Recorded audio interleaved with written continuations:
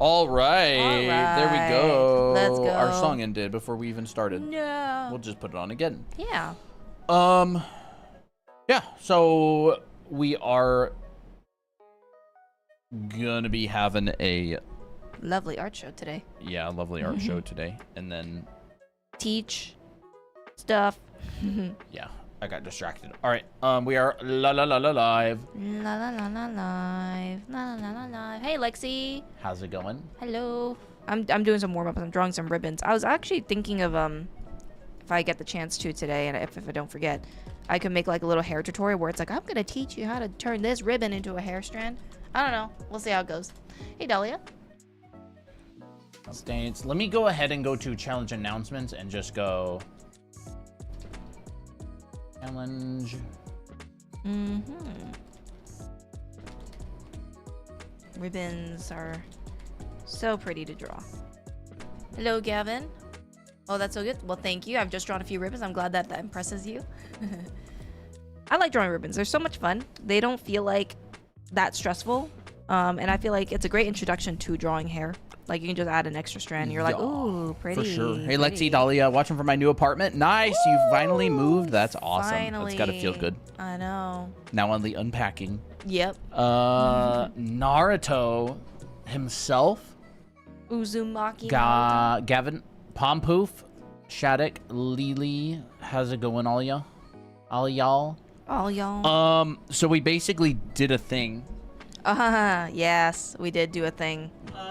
You remember these things, right? Do you want to hold that? Remember these things? Guess what happened?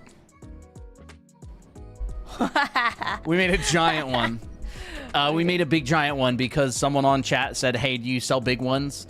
And I was like, I'd never even considered making a big one. So we made giant. They're not that big, but like they're way bigger. They're like way bigger. Like you can see the comparison of the last one. They're so beautiful. Look at that. This is her. This is him. This is the one she tells you not to worry about. That's crazy. Is there like a rule to hair when it turns, or can you just do it whenever you want? Yeah, you can just do it whenever you want. Hair is wild. Hair likes to kind of do its own thing. But yeah, what tutorial are doing right now? We literally just started. Yeah, Neither of us have warmed up or done any tutorials yet, so you're perfect timing. Yep. Perfect timing. Yeah. Mind Realm Illustrations. Truly appreciate you guys coming on and sharing. Awesome. Yay. How's the music level, by the way? And audio for microphones and all that. Ba-ba-ba-ba-ba-ba-ba-ba. Ooh. Gabriel, hello. And I feel like hair is also a pretty good way to warm up. Maybe I should draw more hair. Gets the flow going. Forgot how to type. Yeah, what do we want to talk about? Anybody have any suggestions for stuff? Bro, cat hair on my microphone. Hello, Blue Butterfly, Nala. Oh, is that Nala? Yep. Like Nala? It is. Okay, that's great. Hello, welcome. Welcome. Let me think. What's everybody doing this weekend? Anything fun? Anybody working on any fun drawing projects? Someone asked how to find an art style. Different hand positions. Hand positions can be kind of fun. Working on my last page. Nice. How do you guys translate from digital to traditional? Still having a hard time with digital? Just draw a lot on it. You get used to it. You will get used to it. Don't worry. It's a mileage thing for real. Ooh, that's not a good side profile. You want to know how I got used to one of these? The screenless silly ones? Little screenless tablets. Thousands of hours on it. Yeah, a lot of hours. Thousands and thousands of hours on this tablet right here. I had a little teeny tiny. I had a medium. I worked for years on a medium, and now I've been using the large for months on stream. Practicing heads, following the class. Oh, awesome! That's great. Let's see. Someone asked about how to find an art style. Like, art style is actually a pretty simple one. Yeah. if you want to develop a specific art style, you got to be conscious about it. Like, break down what you want to get better at. This will tend to happen naturally. Like, if you really like a certain kind of art style, you're going to make decisions like that. Like, if you like vibrant colors, you're going to pick vibrant colors. If you like dull colors, you're going to pick dull colors. If you like very thin line work, use a thin brush and get used to it. Yeah, if you like hatching a lot, you know, that also inspires your style. Yeah.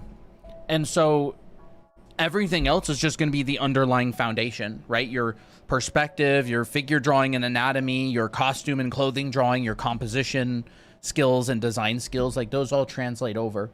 So, you know, the thing that makes a style look good is like good foundations.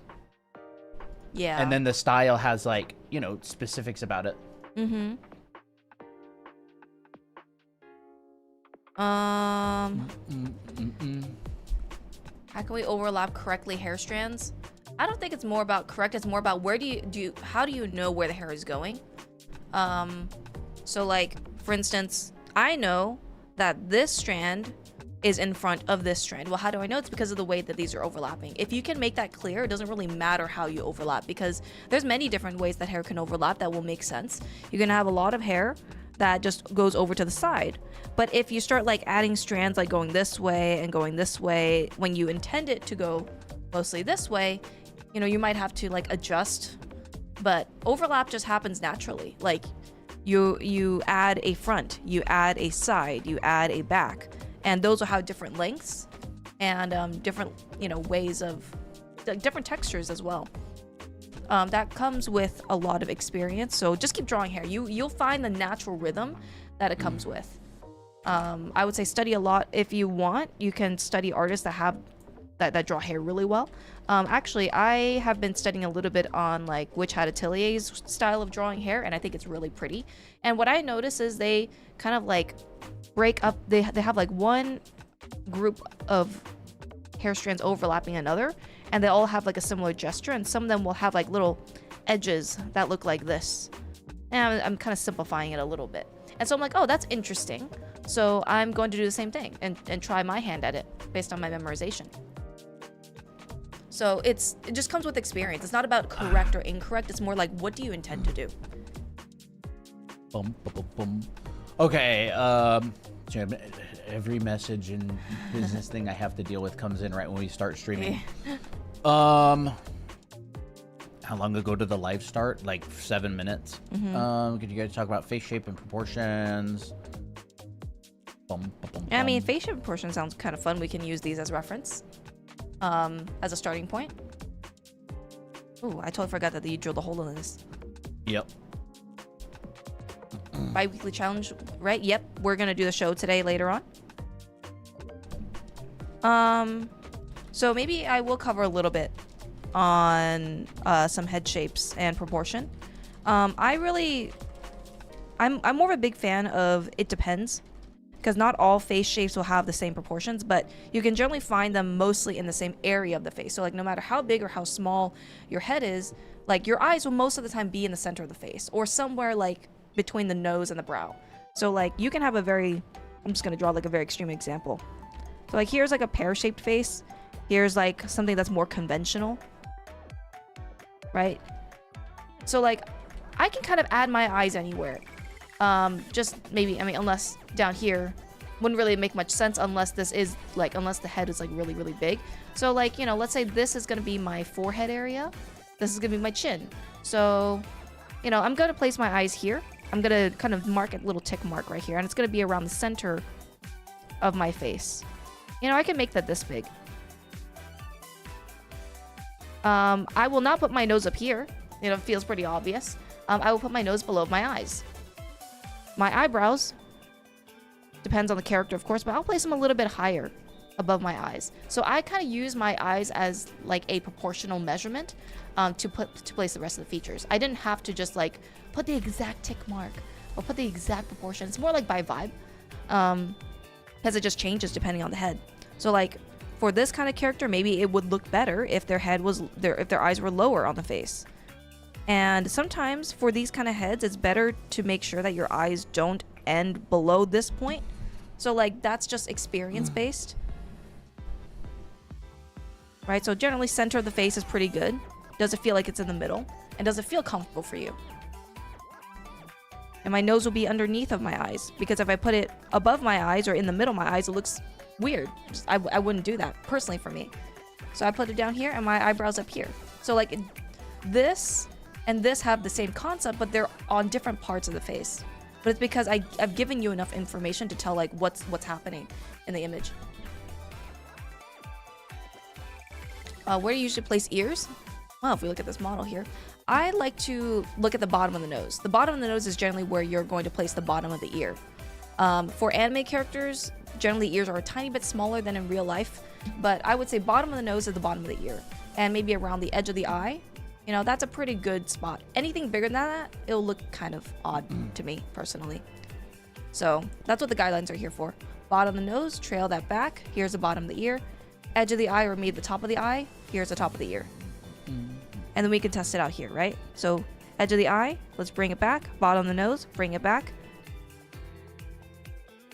Yeah, that feels pretty good. What about foreshortening? What about it? Yeah, what about foreshortening? What she drew has foreshortening built in. Yeah, it does. Like along the sides of the head. Like foreshortening is just something getting smaller as it like faces away from you. So the side of the head already has foreshortening on it. Ah. Well, like you can actually even see here. There's a side of the head right here. You can actually kind of see it. Yeah, and that's it's going foreshortened. back in space. Yep, that's foreshortened. That whole side of the head is foreshortened. So it's foreshortened by default from the angle that you're looking at it. Yeah. Hey, Ouchie, we're doing good. Hey. We have a few side profile videos on our TikTok. You can check those out. Seems simple, but in reality, you have to be pretty precise. Yeah, it's a hard skill to develop. I mean, foreshortening is like, you know, if you draw a ball and I draw wrapping lines around this ball, this right here is already a foreshortened side. Ooh. Like, you know, if I rotate the ball, I'd probably, you know, get a slice like this. So this slice is this slice. And because the angle that we're looking at the ball, it is foreshortened. So it's the same thing with like a box, right? If you have an edge of a box that's kind of facing away from us, this is a square, but from our point of view, it gets foreshortened, it gets squished. You know, if we were to rotate that around a little bit more, it would be more like this, right? So there's that side, there's this side, still foreshortened. And then if that side actually comes and faces us, maybe like this, there it is. Now it's not foreshortened anymore. So this is what's happening with the head, right? As the head is facing whatever to the side, you know, you've got that's foreshortened, right? Still foreshortened. Now the front of the face is foreshortened. And then as it comes to face the side, that could be like the side of the head right there. So it's like, it's built into the drawing. You don't have to describe it. Your brain will fill in the gaps yourself. That's very true. I heard that eyes have a natural curve around the face that they follow. When and how did... I didn't read the full question, but when does that happen? Where is that? Did it go past? Yeah. I don't know where it is. I don't know where it is, but I kind of got it. I would say it's really apparent when you're drawing heads from different angles like this, like lower angles or higher angles. You'll actually see the natural curve of the upward, of how it looks like when you're looking up at it, and it looks kind of like a cylinder, actually, like an upward-facing cylinder. So like when you're drawing eyes, you'll notice that the upper curves are even rounder than in the front view, and your lower lid is even rounder than in the front view. You'll see this happening naturally. What the heck is this? What is this? I don't know. I just reloaded the page. Oh, okay. I was trying to find the song for Ouchies. When and how do I use that? Oh, okay. Here it is. I mean, any time that you're drawing eyes in perspective, like you're rotating around a sheet of paper like this. So when I'm drawing a sheet of paper that's moving down here, by the way, you can get these on our TikTok shop. These are great head reference models that we built ourselves. So like here, you can see that strip. It's curved, right? So when you're drawing a, like, you know, eye from the front view, that looks like this, and it's this shape. If I drew that same shape and try to fit it in this rectangle, doesn't look like it's in perspective, right? So you're gonna have to like take that shape and morph it. So you're looking kind of down at it, and because this already has a natural curve, like your brain can tell what it is. You know, maybe the lower lid will have more curvature on the bottom.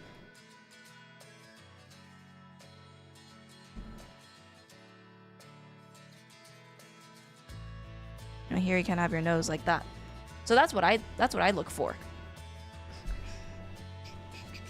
Yeah, you'll notice on these heads, Oh, the eye actually kind of has a little bit of an inward curve to it. Yeah. You will definitely see that in some animes, and others you won't. Like, Yeah. it depends on kind of the style that they're drawing it in.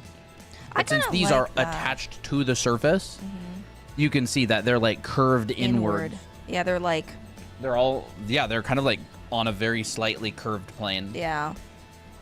In fact, you can, I mean, some artists like to accentuate that. They'll even like draw their irises It's like like very this. moe style. Yeah, You'll see that a that's the lot moe in like a style. moe style. Oh yeah. It'll literally be, yeah, exactly. Well, you It's do kind of it. like, It's fun.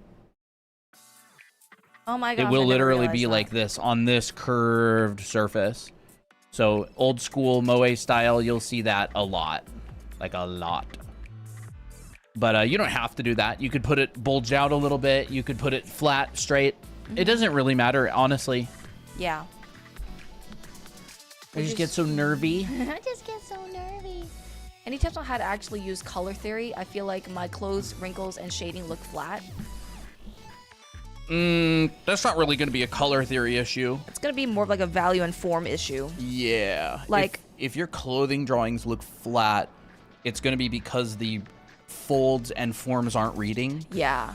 Like if I'm, oh, this is not very good drawing. I'm gonna fix this a little bit. Like, clothes and folds have a lot of stuff going on. Like when I draw a wrapping line over this, I'm thinking, okay, this is going down. This is going out and down and out and down, and it has a lot of activity. But what some people do that I've noticed, and I've done this myself, is they'll be very skimpy with their shading because they don't really know how to shade.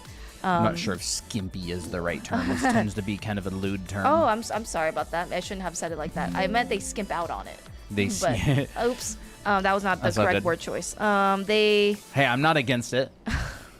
they get very timid with it. That's a better word for it. So like the only shade, like the sides. Actually, no, they don't even go that much. They'll like shade like a tiny bit like this, and a tiny bit like this, and then like occasionally they'll have like a little shape here, and then they'll be like, you know, why does my thing look flat? But Yeah. they don't realize that in order to describe more, you got to understand this, and you're like, oh, this is a piece coming out, this is a piece going down, and you know, maybe there's like a larger shadow. So be a bit more bold with it, and I would say do a lot of studies of where Yeah. folds go. With Yeah, color it's theories, better. like, I feel they don't complement each other as like an eyesore. Any two colors can go together. Actually, like, yeah, they can. There's always a relationship between two colors. We've talked about this on stream a bit before, but you can pick any two colors and there is a relationship between those two colors. There will always be one that is warmer or cooler than the other. I would just recommend, if you're doing colors, don't just take your color and darken it without changing anything else, because it doesn't really work like that in the real world very often. There's always some sort of a relationship between light and shadow. Yeah. And it makes sense, right? Because say if you have sunlight and it's hitting the concrete is going to give off a warm bounce, and then the sky is going to give off a cool light. So it's very, very rare that in real life you will ever encounter a situation where the shadow is going to be hit by the exact same color temperature as the light. Very unusual. It's just not really how we see the world. So I would really recommend, if you're doing clothing drawing or studying and trying to figure out your colors, just move it. Have some sort of a relationship. Yeah. Like, I don't know, show it could be like, you know, here's my light, and maybe I'll just move my shadow warmer, and like, you know, here could be my shadow. Like, that would be a relationship. This is cooler, this is warmer. Or you could do the opposite. You could go, okay, here's my light and here's my shadow. So now this is warmer and this is cooler. And there would be a relationship, and assuming your forms are correct, assuming you're putting these shapes in the right spot, which wouldn't have anything to do with color theory, it's gonna generally look okay. It's almost like, does a shadow read like a shadow? And whatever color that you do, like, it's gonna have a relationship. Yeah, does it read as a shadow? Right, I can literally just pick kind of like arbitrary colors, like, I don't know, like an olive green-ish background. Ooh. And be like, whatever, maybe we have like a box here. Colton is using Photoshop. I'm using Procreate. And then maybe we go, I don't know, this could be like a, I don't know, bluish box or something. Maybe we'll make that a little bit different. Ooh. Like that could be kind of interesting. That could be interesting. And then we go, what is this being hit by? Is this being hit by a warm light or a cool light? And we'll go, I don't know, maybe we'll bring the shadows a little bit more like purplish, right? And that's like a warmer tone in comparison. Right, we can do maybe something along the lines of that, and then we take this background and we go, all right, warmer that way as well. Right, kind of interesting. We could maybe play with something along the lines of that, and we haven't really. We're just kind of rendering a box, and we're thinking the relationship between these is going to be consistent because the same light is hitting this background and this box, so they should be lit the same. Like, it wouldn't make any sense for this box to act like it's getting hit by a cooler light, and this background acts like it's getting hit by a warmer light, because it's the same light, right? And these shadows are being filled with the same bounce. That happens in real life, right? Like, if you're driving down the street, your car is being hit by the sun, the car next to you on the road is also being hit by the sun. It's not all of a sudden, you know, lit by the moon at night. Yeah. So, like, your brain interprets these things as consistent, and it believes it. Yep. And so, like, your clothing, it doesn't matter what color you make the clothes. It doesn't matter what color you make the lights. Just as long as it feels consistent, your brain will, like, believe it more. So, kind of going back to the example of, like, you know, very timid shading versus more like you understand what's going on with the form shading. This is what a lot of people do. They'll have a really nice drawing of the clothes, and most of the thing is probably right, but then when they transition to color, they're like, I have no idea what I'm supposed to do now. And so they end up doing this. Okay, well, I know I'm supposed to put some shadow on the edges, I guess. So I'm gonna like just put like some shadow here, and I guess some shadow here, and you know, there's an edge here and here and here. And they end up with something that looks like this, which totally understandable, right? But if you're looking at a reference, you'll actually notice that there's like a shadow side and a lit side, which is very bold. You actually get a volume that looks more like this. So what I would do when shading this kind of stuff and making it look bolder and more like confident is I will make big decisions. So like when I look at this reference, I'm breaking it down. Here's my lit side, here's my shadow side. It's a box. So like, here's my lit side, here is my shadow side, and I'm deciding to color the shadow side and basically group it all into two values like this.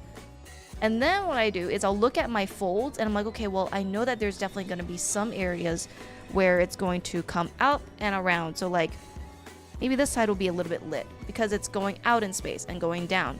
So I always recommend when you are drawing clothes or trying to shade them, draw a line that goes around your folds like this. And can you tell where it's going? Like, this is very descriptive to me. So that tells me, oh, this side can be in light, this side can be in shadow. Whatever is facing up is in light, whatever is facing down is in shadow. And I can be very subtle about it. Like this here, I notice it's a cone. And what do cones look like when they're shaded? They look like this. They're a cylinder with a point on it. So like, I can shade that like a cylinder. And I'm like, okay, I'm being very descriptive with how it's looking. Okay. But when I look at that and I look at that, does that read like a form? Yes, it does. So be a bit bolder, like know where your light source is and know your primitive forms. And you know, clothes is just primitive forms, but like softer, right? Then there's also like, you know, tiny shadows underneath. Like here's a big shape that I see from the reference. Okay, now I see like some tinier shapes that I want to describe the form with more. And I just do this over and over again. They're like, you break it down to large shapes, then smaller shapes. This one, you're adding two little shapes and you're not knowing where it's going. But if you draw it well and you understand the form, then your shading gets more dynamic, more, I don't know, like 3-dimensional. Do you guys do one-on-one classes? One-on-one? Do you Like mean like mentorships? Or do you mean like classes on Zoom with a class? In which case, yeah, we actually do both. Yep.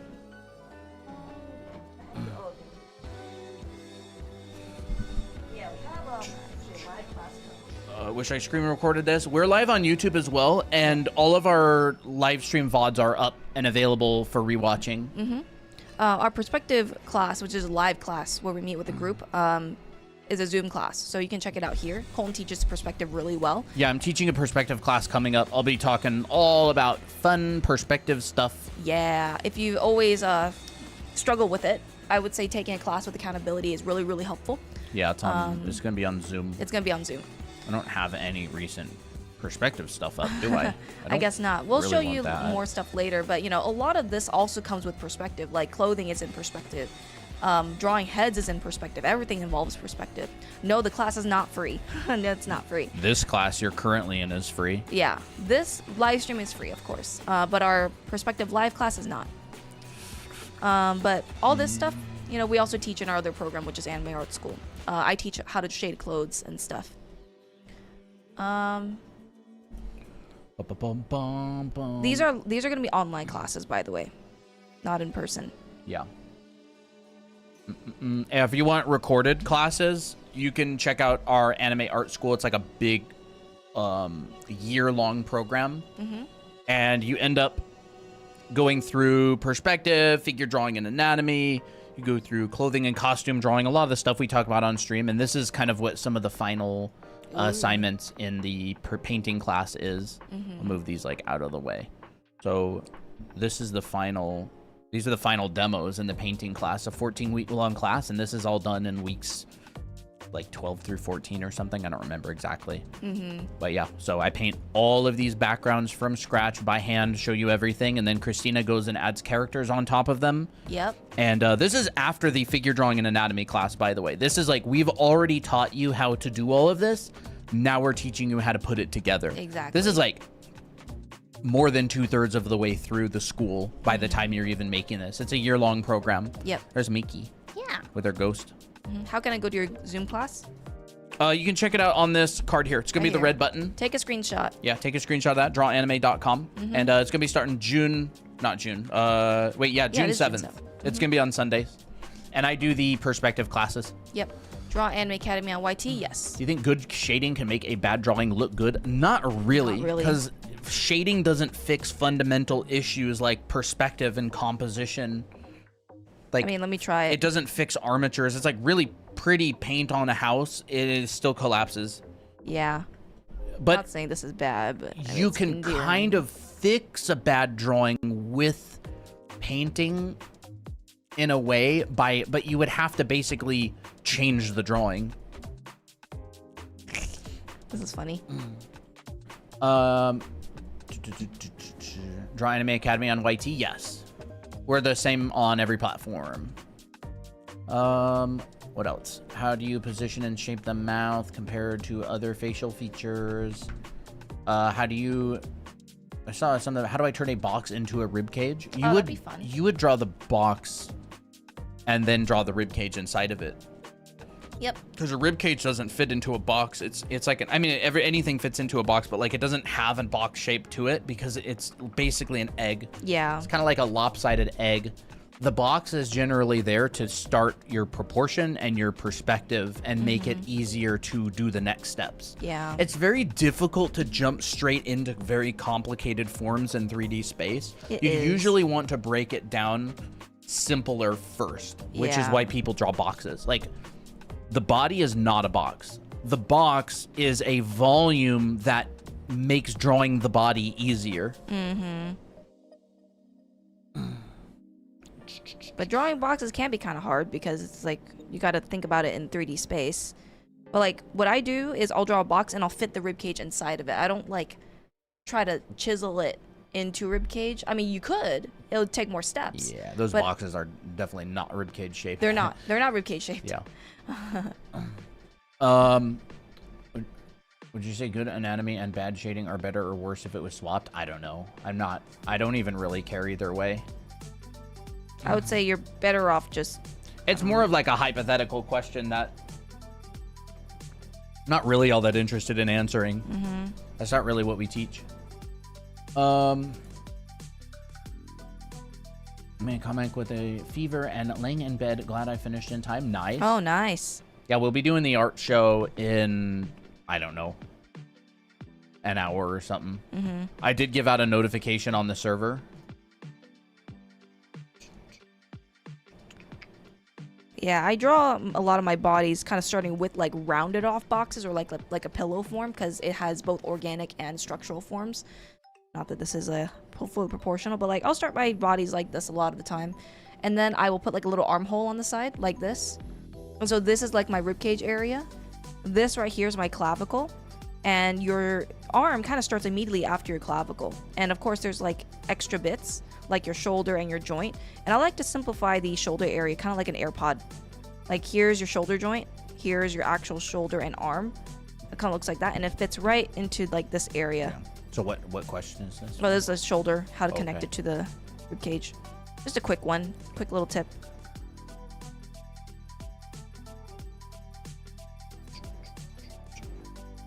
But, you know, this can also work for masculine characters as well. Just bulk it up. What are the good colors for rendering in sunny days? I mean, sunlight is generally warm. A sunny day, your landscape painters tend to have warm light, cool shadows, warmer bounce. That's pretty standard for sunny days. Yeah. So, I mean, it depends. Like, I could say yellow, but if you're lighting a blue object on a warm sunny day, it's certainly not going to turn yellow. No. Like, you can't, like, what are you lighting? You can't, like, just say, like, oh, it's this color, because it's not, like, a sunny day is created through the relationships, not what colors you choose.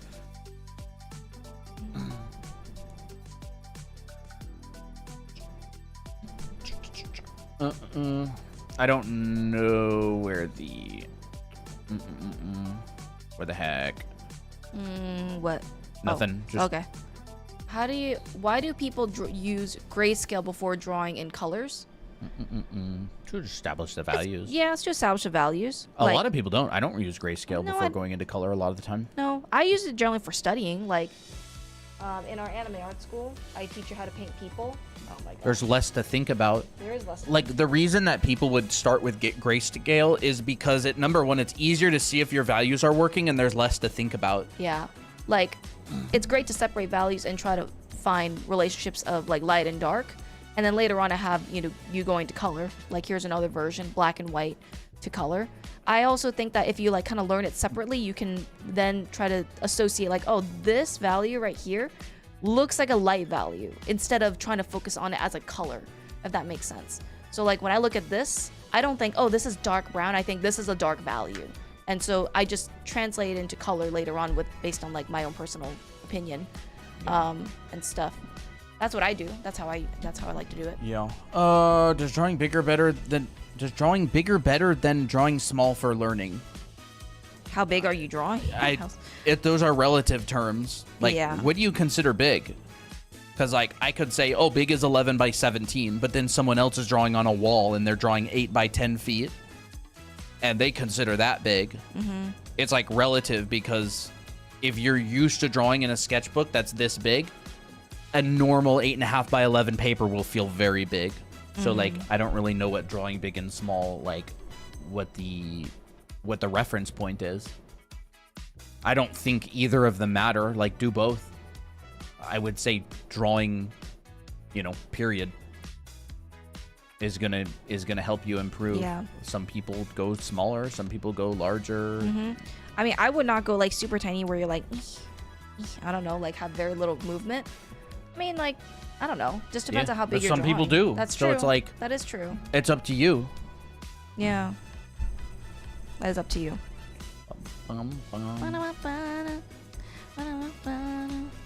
I'll draw Miko real quick. Let's see, what other questions are there? What inspired you guys to teach others how to draw an anime look? I think the anime look is fun. I did concept art for games for years, and none of it was anime themed, and I was just like, I kind of feel like mixing it up. Christina really likes anime style. I do. And so we mostly focus on foundation, but a lot of it will be in an anime style. But like, there is no anime version of perspective. There's no anime version of anatomy. There's no anime version of color theory. It's just perspective, anatomy, figure drawing, color theory. Anime style happens generally in the proportion and design phase, like how you stylize those same fundamentals. So I just think it looks cool and it's fun, so we enjoy it, and that's why. But we are definitely focused on foundation. That's what we're really focused on. Yeah. We just happen to use that in an anime-ish direction. Well, we also noticed that a lot of like anime related education isn't necessarily like, it's a hit or miss sometimes. It's very gimmicky. It's very gimmicky. Yeah. It tends to be like very, very, very, very avoiding Foundation. really important foundations. Like, you look at really high level manga artists, they're extremely solid in their foundation. They can draw a good figure. They know how to shade and render. They know color theory. They know perspective. But then you find a lot of like how to draw manga or how to draw anime, and it feels very gimmicky. It's like the owl tutorial. Yeah. So we felt like there could be a good educational resource that focuses on hardcore foundations that also teaches in like an anime-ish style. Not everything, but a lot of stuff you find that has to do with like learning like a manga / anime style is very gimmicky. It's like quick tutorials that don't focus on the deeper stuff, and so we focus on the deeper stuff. Yep, the stuff that goes behind the scenes. Because it's not about like just drawing an anime eye where you're just like trying to get the shape right. You're like, well, what's the structure of an eye? What's the form? Yeah. Like, why does this line happen versus this line? Why is it this way? You know? Yeah. Is it better to practice on a sketchbook as a beginner instead of digital? It is entirely up to you. A lot of people would say, yeah, like sketchbooks are great. Yeah. I would say that question is more of a question that is a, well, what's the word? Putting something off. What's that called? Procrastination? Yeah, like a procrastination question. It's like, what's the best way? I can assure you it's not doing anything. Just start. Yeah, just It doesn't matter. Like, start, try stuff. It's not going to ruin your life. Trust me on that. Yeah. That type of question tends to be more of like, I know I should start, but I'm kind of putting it off. And it's like this angle, like, what's the best angle of approach? It's like literally starting is the best thing you can do. Just try stuff. Just do. Are we excited for the challenge? Yeah. Yeah. We've done challenges for a long time. We're kind of used to them. Like, I always enjoy looking at them. Yeah. We are married. Hey guys, draw feet or shoes. Oh, that's fun. I like how Colton breaks it down. He breaks it down to like a wedge shape. If you want to go like really simple, you want to just put something in. It's like this, like a little bullet shape. I really like this. It's like you can just place something in really quickly, and then you can like make it more detailed further. Like this can turn into something more like a wedge with a little height, with a little bit of an edge on it, right? So, like, this is how I like to break down feet a lot of the time. This one appears a little bit easier, and then, you know, you can continue adding, right? You can say, okay, well, I'm gonna make this more, the top of the foot more like cylindrical, and I'm gonna use that same bullet shape but for the toes instead, and you can then transition this to a shoe later on. And then the heel is kind of like this half circle form. I don't really know how to describe this form. It kind of looks like this from the side view, but from the 3/4 kind of looks like this. I don't really know what this form is called, but that's the heel. And then you can add in your ankle area. I think that this looks pretty good for a lot of situations. Yeah. It does look good. Whoever was asking earlier about the sunlight, daylight stuff, this is like a warm sunlight shot. Yeah. And you'll notice that the lights in this are, you've got your warm sunlight and you've got your cool shadows from the blue sky. Pretty standard. A lot of the time you will get warm bounce. So if I came in here and like what you could do, I didn't, but what you could do is you could come in here and you could warm this up and you could add warm undersides to this for the light that's getting bounced off of the ground like this. See? Ooh, pretty. And look, he's using that bounce to describe the form. Yep. It's a box. More boxes. See? Pretty standard. You do this a lot in daylight, sunlight shots. If you look at like landscape painters who do a lot of plein air and oils or whatever medium, that's pretty standard for like sunny days, right? Warm light, cool shadows, warm bounce, warmer bounce, right? You get this nice warm bounce in all these areas under there. Anything that gets hit by that bounce itself. It's like a little rule that you can do for yourself. Yep. Right? I did add some of that underneath of the sign right here. Pretty. Could be like that. But yeah, this is actually a demo that's from our anime art school. This is from my painting class. Christina did the characters, and I did the background environment. I show the whole thing, start to finish. Every decision, I explain it. And then there is also the... Where is the raid? I don't know what files you have them in. The fire one? Yeah. Bandit. Build Raid Part 1? Yeah, that one. Village Raid, yep. All right. That's it. Ooh. There's also this one, which is like a nighttime shot. Again, it's the same environment. It's just lit and composed differently, right? Completely the same, except it's just burning. I mean, this building's literally burned to the ground almost. And so... And all the people are running. Yeah, all the people are running around. And then you've got the nighttime one. Bandit Night Village Part 1. Up. There. It's right below Abbey. Oh, there it is. Yep. There's only one part? Yeah, it's only one part. Okay. There we go. And then there's a nighttime shot. So all three of these. Yeah, I didn't know where they are because Christina worked on them and saved them. Yeah. And then these are the others. These are the three interiors. And then these are the three exteriors. So this one, that one, and that one. And I do all of them. I talk all about why I choose the colors, the decision making. This is at the end of the class, by the way.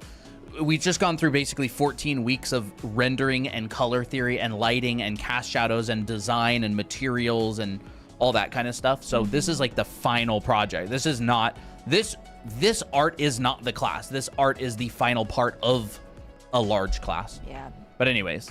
This is what you learned in the beginning of the class. Yeah. You know, you learn how to calculate shadows with these little triangles. Yeah. Stuff like that. And more environments.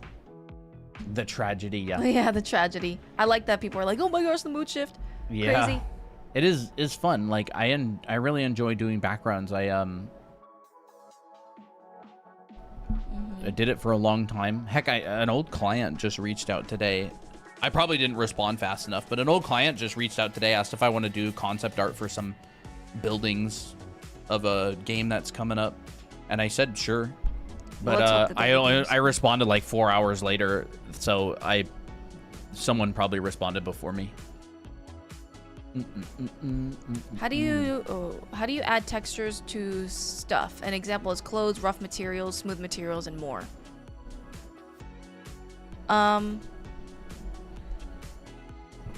I think it will just depend on like what your lighting situation is, how much, like how heavy is the texture, right? Like not every clothing will have like the same amount of texture all throughout.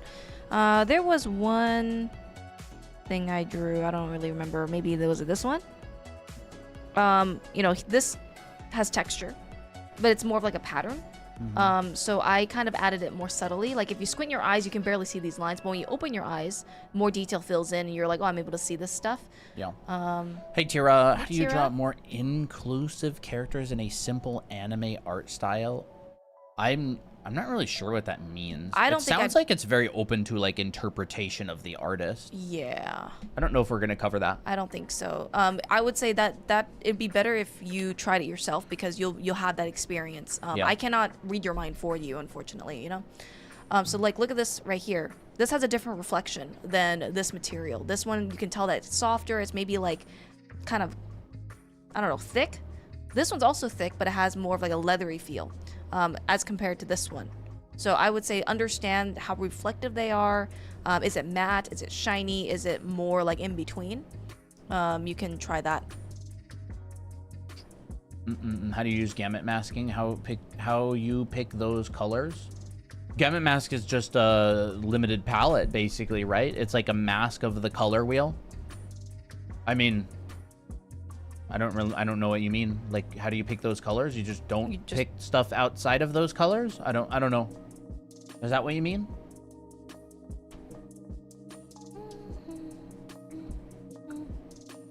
Do you mean like how do you decide what gamut mask to use or something like that? Maybe that's a better question. I'm not entirely sure though. We don't look at people's art on their pages. I'm gonna make the knuckles on the hand more evident.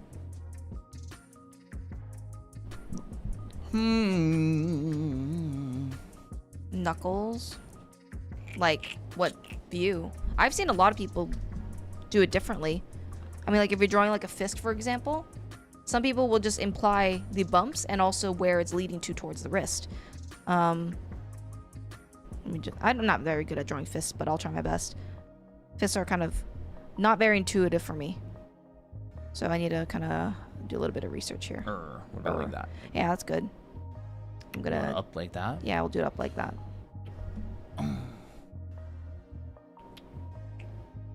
I mean, the knuckle is basically another primitive form, which is I kind of associate it with like a diamond form. So like here's the knuckle. It faces up, and then this follows the finger, and then you'll get another overlap. This overlaps the other. So like this and this is very defined. Yeah, it really depends on what angle you're looking at it from. Yeah, because fist will look very different from different angles. You will use different principles. Like Christina's using overlaps to create depth. That's like a principle we talk about all the time on stream. Yeah. Like I've seen this where they'll overlap the knuckles and then they'll draw a little leading line like this towards the wrist and then they'll leave that part empty. Yeah. That's a fun question. What's a fun question? It was, how can I improve my art? I only can copy others' art. I can't make my own. Any tips? That is a love that question. Very common, very good question. And I like these kind of questions because they can actually lead into a discussion rather than being like very specific tips and tutorials, which they aren't really that fun to answer. Yeah. I find questions that lead into larger concepts are much more enjoyable to answer, and I think they provide a lot more benefit than like a really specific tutorial on how to draw a specific thing. Yeah. So if you can only draw from observation and copying and you want to draw from imagination, it would be a foundational thing. I would generally advise starting with 3 different things. Learn how to draw dimensionally, dimensional drawing. I can switch to my screen, but it's just going to be writing. It's boring. Dimensional drawing. All right. We've got 2 is a visual library. Visual library. Yeah, we'll do this. Visual library, and I'll explain all these. And then number 3 is design. So dimensional drawing is like being able to draw things in 3D from imagination, right? Like, okay, here's a box. Oh, I want to rotate that box a little bit more. Okay, I'll rotate it a little bit more. Now it's facing more towards us than it was before. Oh, we want to rotate it more? Okay, let's rotate it more. Now it's facing that way, right? This has to do with like perspective. So this is this side, this is this side, that is that side, right? And as we rotate this object, you can draw it from different angles. Like this is something you can practice, right? Oh, what if we wanted to look at it from below? Okay, we'll draw it. We'll look at it from below. Underrated skill, by the way. Yeah, this is really, really, really, really important. And boxes are just an example. This could be an alligator. Yeah. I actually was realizing that alligators are very much like a fingernail. Yeah, they're like a fingernail with like Look, he's using form. this on top. Yeah, here's my center line. Zoop, zoop, zoop. Here's the nose. Here's the eye. I'm drawing a silly stylized alligator. I love the silly style. They tend to have this kind of like chunk right here that goes like this as well. So I'm doing form drawing. Right? Here's this chunk that goes around. And then this is Visual Library, by the way. So the first one is dimensional drawing, is being able to draw things in 3D from different angles. Visual Library is knowing what things look like. So like, what does it look like, right? What forms does it involve? What does it look like? This is like, you know, drawing things, drawing at different angles. And then the third one is design, which is literally making it pretty, look good.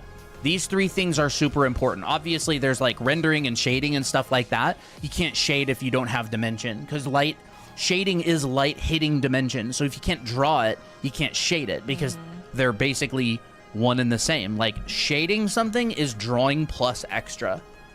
So anyways, right? And we go, oh, it kind of looks like that and goes up. And then we go, all right, so it's got like this lower jaw. And it kind of comes down like that. And then we've got these like 3 swoops. So it's like swoop, swoop, swoop. And then you got like these little teeth that come off of it like this. See, chat, I've been practicing. I told you I need to start building my visual library. So I've been drawing stuff, right? 3. And now I drew a stylized alligator because I understand the forms of it. And if I wanted to draw this from a different angle, I could basically reverse engineer this and go, yeah, like, okay, here's the top of the head. Here's that from the front view.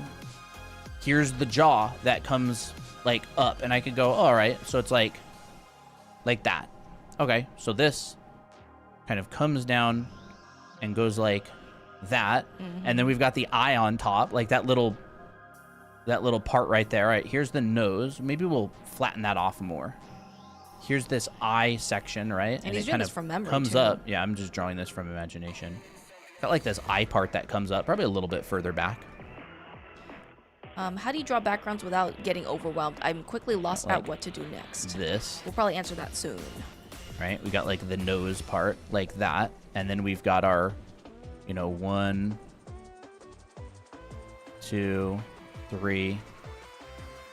These kind of come over like that. And I can stylize this, right? I could take this up and go like this. And we could put a little... That reminds me of the alligator from Princess and the Frog. We could do that. Or if I wanted to draw a different kind of alligator, I would make a different form, right? I'd go, like, what would an alligator look like? Like that. And so I draw my center line. This is dimensional drawing. There we go, right? Let's put the bottom jaw on. So, like, if you want to be able to draw things from imagination, right, we'll do that. So then this one, let's just say that this is my form right here. This is my form, right? And then let's put our little platform on it. It's kind of like a wedge. There's my wedge platform. And then on top of this platform, we've kind of got like this. Ooh. Right? There's one eye. Guess what this is? It's just it's like a spherical shape or like a cone. So here's a cone. It's tilted out. Right? And then it's intersecting this thing like that. And it's organic. So here's my eye. It's a cone. I can draw a cone. It's like, why do you need to know how to draw boxes and cones? It's like, because it's literally everything, right? Here's my cone. I tilt this side out. Here's the eye. I add a little bit of this. I add a little bit of that. I stick it on top of this, right? This is an organic form like that. So then we go, okay, here's the crocodile eye. And then we do the same thing on the other side. So it's like, there's the crocodile eye on the other side. So there's a silly little crocodile.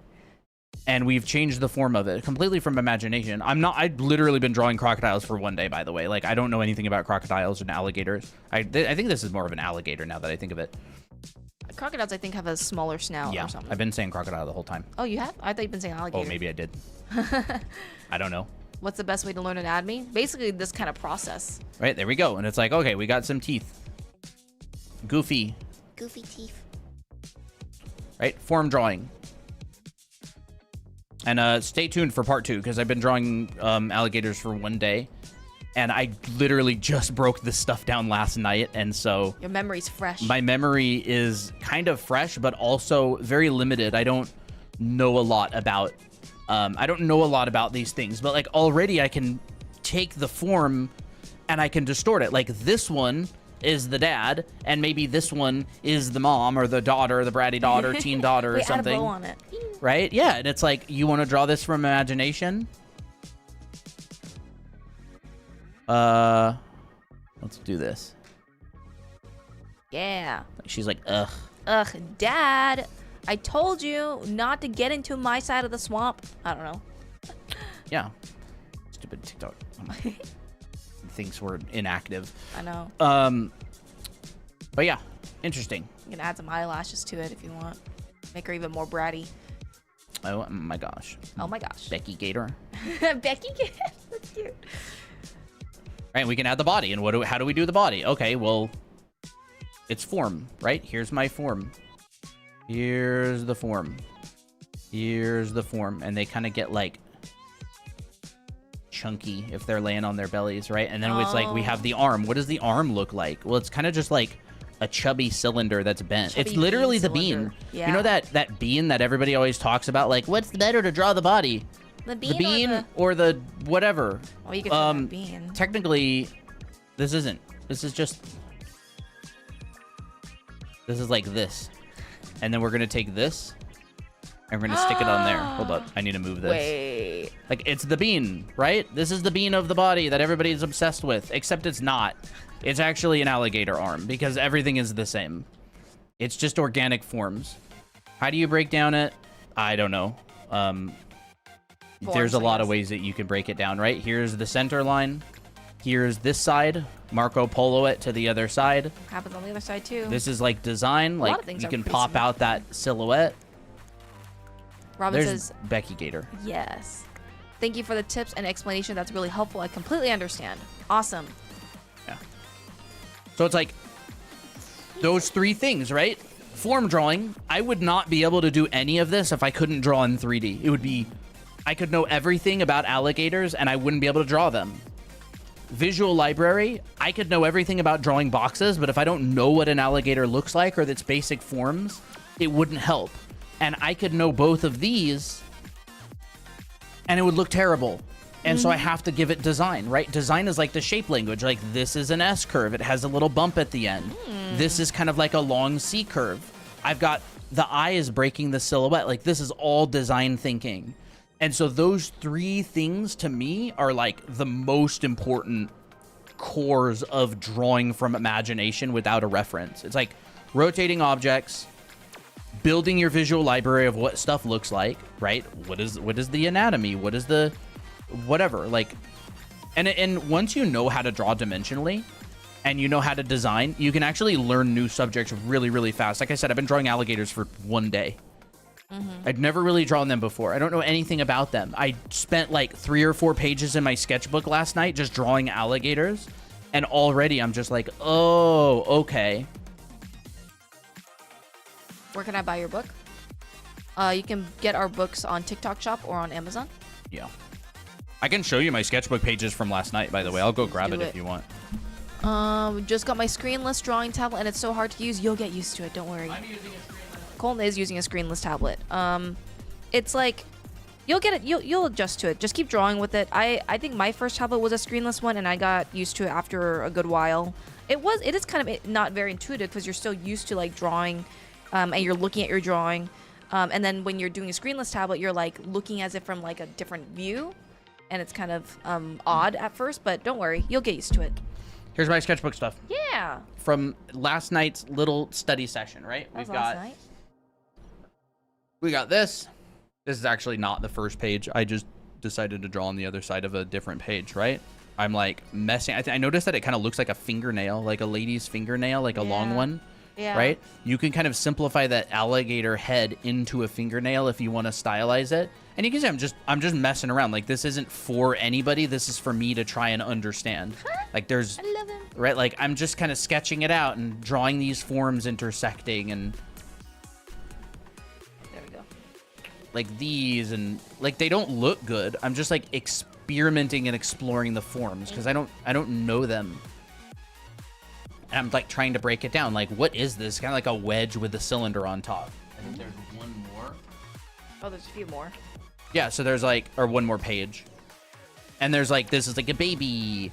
And this is, you know, like a wider one. And this is a narrower one. And I'm like, how do these forms work anyway? I don't know anything about them. Design. Yeah, like I've noticed it kind of feels like skateboard trucks, you know? Like, here's the wheels, here's the trucks, and there's the underside of the skateboard. And so it's like, oh, that's kind of interesting. What if there was like a skateboard shaped or an alligator shaped skateboard and like the wheels and trucks were like the head? Like, that's a pretty original design. I don't think I've ever seen anybody do that. And that's it. There's my alligator drawing experience.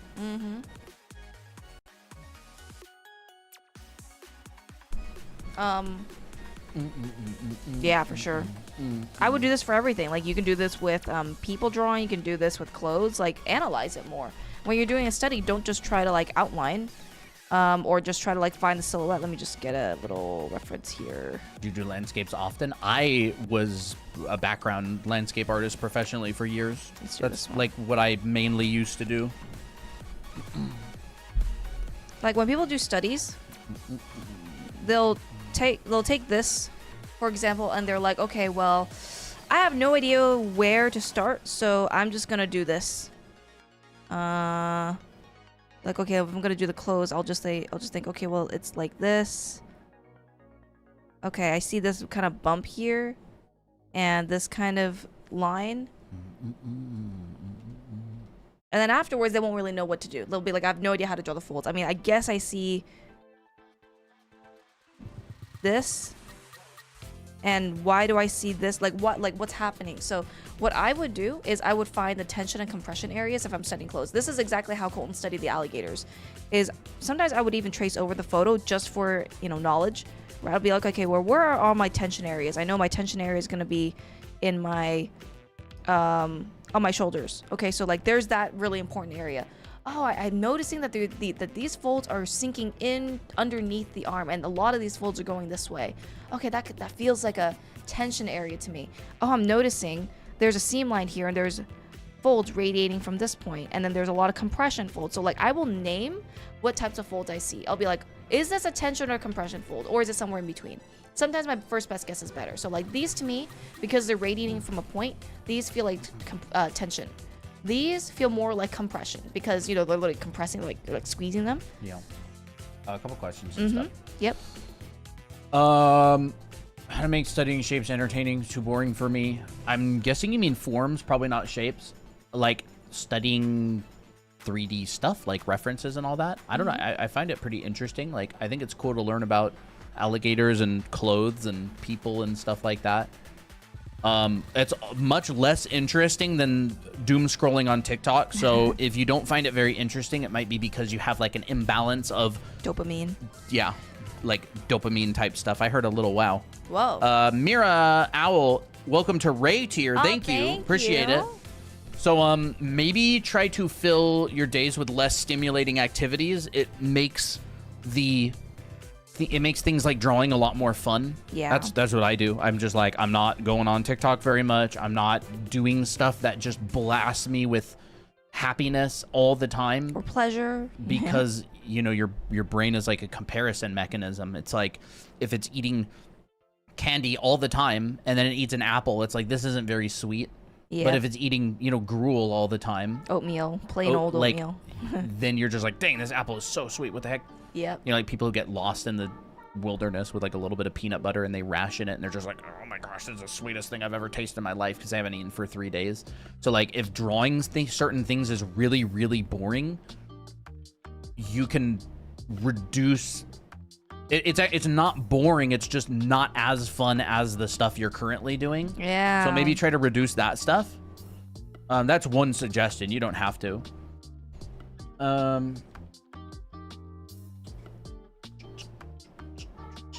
Lee last. That's exactly how I do it. I make it fun by reducing the amount of extremely stimulating things.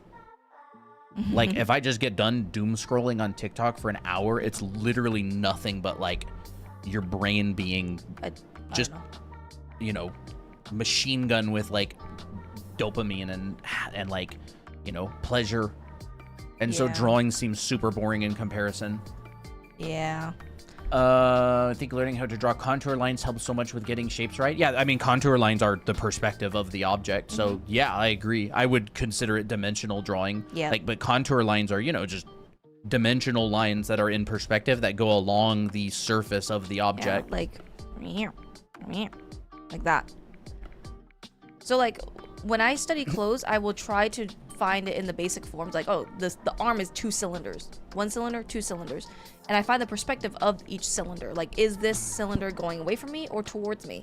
This is going away from me. It's getting thinner on this side. And then I will, like, use the folds to combine them together. And this also gives me information so that when I draw my folds, I'm like, okay, it goes around like this. Yeah. Oh, okay. Goes around like that. Those hooks. Yep, those 6-7 fold.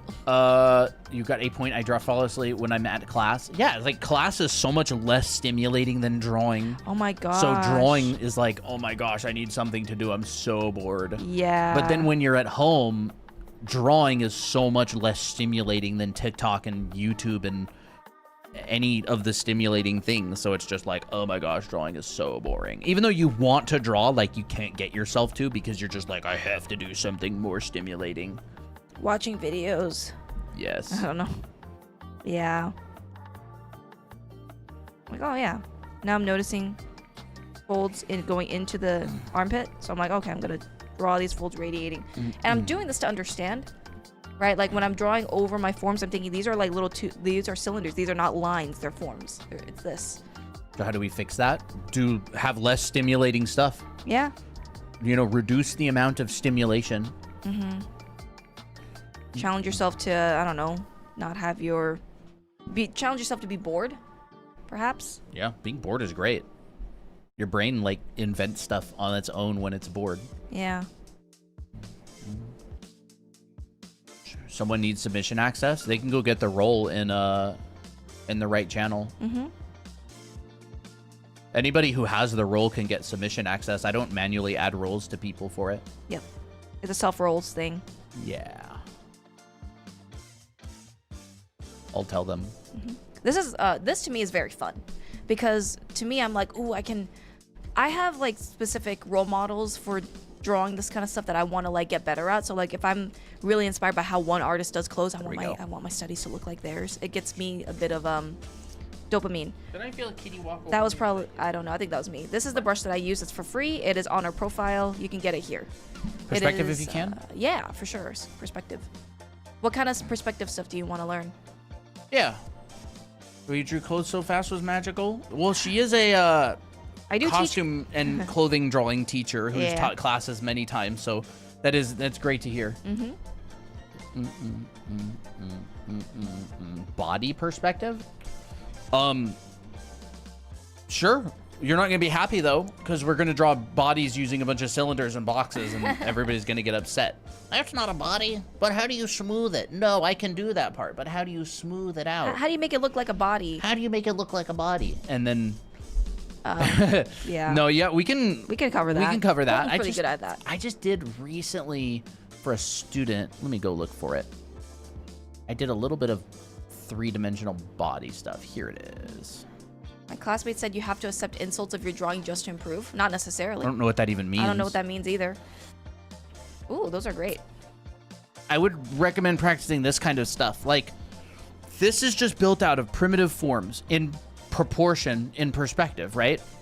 So this is the basis of bodies. Heck, I'll do this. I'm gonna send this to Christina right now, and she's gonna draw a body on top of it. And while she's getting that set on her iPad, I'm gonna explain how I did it. You know, that's a great idea. I am.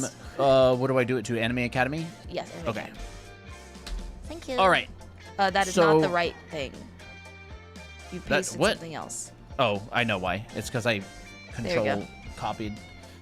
If you control copy with one layer, it doesn't work. If you just copy with one layer, it does work. Okay. Let's do this. So you want to draw bodies in perspective. Like, it really all starts with just, we talk about this quite a lot, by the way. I start with one line. That line represents, this one's invisible, unfortunately, because it's green. That line represents either the red, green, or blue, right? Red, green, or blue. So if I turn this off, this is my little XYZ stick. This represents 3 dimensions, right? X, Y, and Z axis. If you're in 1-point perspective, it looks like this. If you're in 2-point perspective, it looks like this. And if you're in 3-point perspective, it looks like this. Now, I start with a line, and then I draw another line coming out of it at 90 degrees, except in perspective. Ooh. So this is the part that you have to develop the skill for. This, in my brain, is a square. That's a square, but it's in perspective. This is this thing that you have to be able to develop through practice and studying. All right? So that, to me, is a square. This as well. I'm not very warmed up today, unfortunately, but I'll use the brush that Christina was using. This, to me, is a square. This is a square. Except it's not one that I'm looking straight at. It's one that I'm looking at an angle. So this is an ability you have to develop through practice and a lot of practice. All right? This is one of the hard parts. However, here's my line. This line is one of my 3 axes. And then the second line is also free. I can put it any angle that I want. This, doesn't matter. This, like, let's just choose one at random. Okay, there's a random one.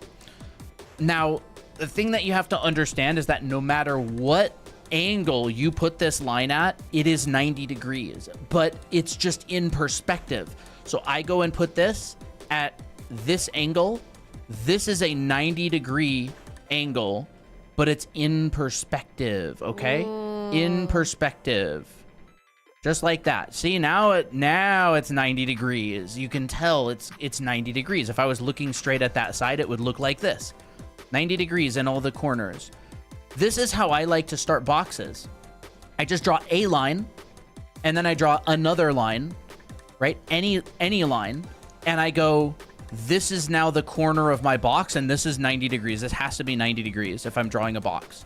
And then I pull my 3rd dimension out of it. Right? There's that and that. This is not like a cube. It's more of like a long box. A long box. But it's still 90 degrees. 90 degrees. Right, that's how I do it. And then if you can rotate these, you practice this a lot, all right? And then you get to the point where you can like rotate them. You practice rotating them. Like this one is rotated. Right? This one is rotated. This one is rotated. Right? So we're rotating this box, and all I do is I grab one line and I say, let's put another rotated box in front of this one, all right? I take this line, except I rotate it. Let's just say I rotate it this way. So I'm not drawing it like this, I'm drawing it like this. And then if I want these to be kind of going the same direction, right? This one curves off, right? We could have it curve down like this. And it would be like, whatever. Could go like that. However, I take this line and I angle it. And then I take this line and I'm like, well, I don't want it angled. I want it to be going kind of the same direction. And then this line, right? So we have this 90-degree angle right here. Well, if I turn this one also has to turn. So I don't draw it like this, I draw it like this. So it's turned. Right, again, you have to practice this stuff. This is probably the part of drawing that takes the longest. Yeah. Developing your ability to draw in 3D takes a really long time. It takes a lot of practice. Right? So I've rotated it. What if I want to do that again? Well, I could come out and I don't draw this. I draw this. Seems really easy. Go ahead and try it. We'll see how easy it is. Right? There's a plane. That's rotated. Whoa. He's going one line and one plane at a time. Yep. I'm simplifying it. I'm just going... I'm not rotating the box. I'm rotating this single line, and then I'm building the rest of the lines off of it. So, like, this single line, I will pull it out, I will rotate it, and then I will decide if it's also rotating in another direction or if it's not. And so let's just say it's not. Right? So this got rotated. You know, get rotated. I don't know. Applejack, get rotated. Yeah, I don't know what that's from. Is that from something? I don't know. Right, there we go. This one's a little bit wonky. Kind of looks like it's been stepped on. Uh-oh. Right, there's another one that's rotated. So once you can do this, then another part happens, which is you have to be able to draw relatively correct... cylinders. Well, relatively correct proportions. So it's like, you know, you have, say, a box. Let's do this a different way. What did I do down there? That one. So it's like a crouching pose, right? So it's like, okay, this is quite a bit more flattened. So this represents our rib cage, our torso, right? This represents, and you notice how I didn't say this is, I said this represents, because again, it's not a box. Like, the pelvis is not a box. It looks like a bowl thing. Of some sort. Like a this weird is bowl. just the perspective of those forms, right? Maybe I have this. Or maybe I go, okay, maybe the head is looking that way. And I can see the back of the head a little bit. Is our music too loud? Someone says, can you turn down the music? Is it too loud today? I'm not I sure. asked that earlier. I didn't see anybody saying... I didn't see anybody saying anything. There's that. How's that better? And let's see. I'm just trying to do the same pose. Okay, so like here's, let's say, the representation of the upper arm. Here's the representation of the other upper arm. So it's like, you know, boop. Ooh. Thank you for the follows, guys. Right? Here's the representation of the lower arm. Here's the representation of, what do we want to do? Maybe like this? Yeah. I'm not going to use this one. I think I'm just going to have the one that I sent you. Sure. Right? Here's the representation of a leg. Here's a representation of, let's say, another leg. And when people ask, like, oh, how do I draw legs? Cylinders. Use cylinders as a base. Here's a representation of this lower leg. Mm-hmm. You know, here's a representation of, let's just say, this leg. And then here's the representation of the foot. And I'm just drawing this as wedges. I'm almost starting with like a sheet of paper. Like, here's a sheet of paper. Here's another sheet of paper. You know, here's a sheet of paper.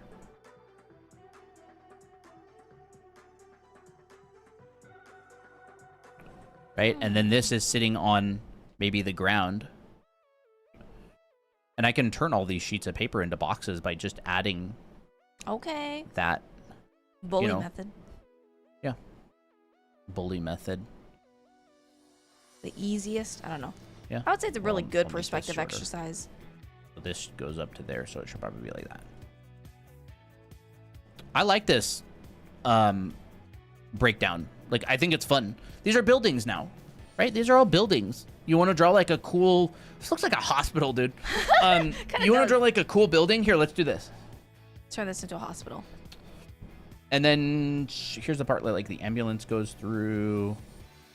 Here's like the road. Where's the parking? It's probably all like back here. Yeah. There's all the parking. Right, where's the helicopter pad? Let's just say it's here. There we go. There's a hospital. But anyways, so like this part is probably the most difficult to develop. And then once you have this, so these are just some demos that I did a little while back for a student. Mm-hmm. You have your starting point for a body. Yeah. And then Christina, all she has to do is just kind of adjust minor proportional issues and add the forms on top of this. It's like the alligator that I did earlier. It's like, here's the basic form. Now these forms sit on top of that form. So like my head is a round form with a muzzle, and I'm just using the box that he put in as my perspective. So like, okay, I'm looking at the top of my sphere. Here's that wrapping line, and I'm kind of using that box as the perspective. So like this perspective and the head, and the box as a placeholder matches. Well, here's my cylinder. Yeah. And now you'll have to understand that Christina is not drawing the volumes inside of my boxes. She's using the boxes as like a starting point, a perspective grid. A lot of people think like, oh, I draw a box and then I have to draw the head inside of that box and match it. It's like, you don't have to do that. You could just use the box as your grid, like as the angle, the orientation. Again, this has to do with that language that I was talking about earlier of being able to draw things at different angles. Christina also has the ability to draw objects at different angles. It's like a language that you have to develop. Yeah. So like my pecs goes along the perspective of the box. But like I'm not trying to fit it in the box. I'm just using it as and you can change my pose if you want to. Oh, yeah. You know, this right here is my shoulder. So like, okay, here's my deltoid. Like I know the general muscle groups and where they are supposed to be. And this just takes a lot of practice. You do a lot of this kind of studying. You basically label the anatomy, you color code it if that makes it easier for you. You know, I teach the anatomy class in our anime art school, and I had you do this a lot. Yeah. Okay. Boxes equals grid, not a limiter, just a guide. Yes. Yes. That's very much true. Yes. Your boxes, you are not a slave to your setup. Your setup is there to help you. If it doesn't work quite right, change it. It's not like, you know, if the road goes off a cliff, do you drive off the cliff? Well, the road said to go there. No, like the road is there to help you to get to your destination. If it doesn't lead to your destination, you don't have to use it exactly. That's a really good point. Don't fall off the cliff, guys. That's the moral of the story. Yeah. Like, it doesn't matter who says you have to. It's your art. It's like the same kind of thing of is using reference cheating. It's like, is going off of your sketch cheating? It's like, no. Yeah. It's there to help you. Exactly. That's great. I'm happy to hear that.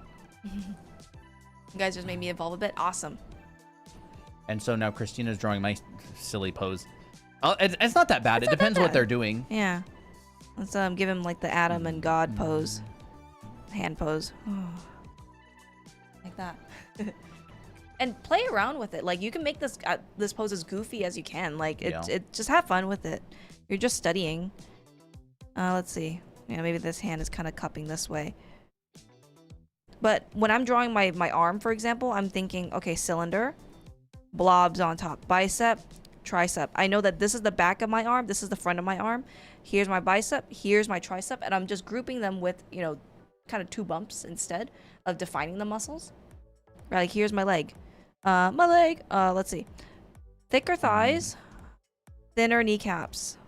Generally, that's kind of the rhythm that legs like to go. It's like a little chicken leg. I talked about this in some of my in a short on TikTok or something like that. So like chicken leg, this right here shows your quad. Here, your kneecap's more like a box. So like you'll get this rhythm.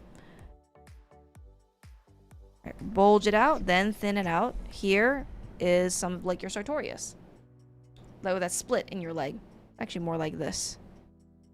But this right here can show your adductors. So, and I like this rhythm a little bit better. So we'll do that.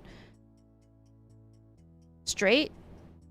Somewhat straight. Kind of a little bit curved. Here's the bulge of your calf. Bulge of your calf. The great thing about anatomy is that they're all symmetrical on both sides. You don't have different muscles on both sides of the body. Shin, calf. Oop. And you're adding structure everywhere that you're drawing. So don't just go like this. Instead, overlap it. Overlap. Overlap. Overlap.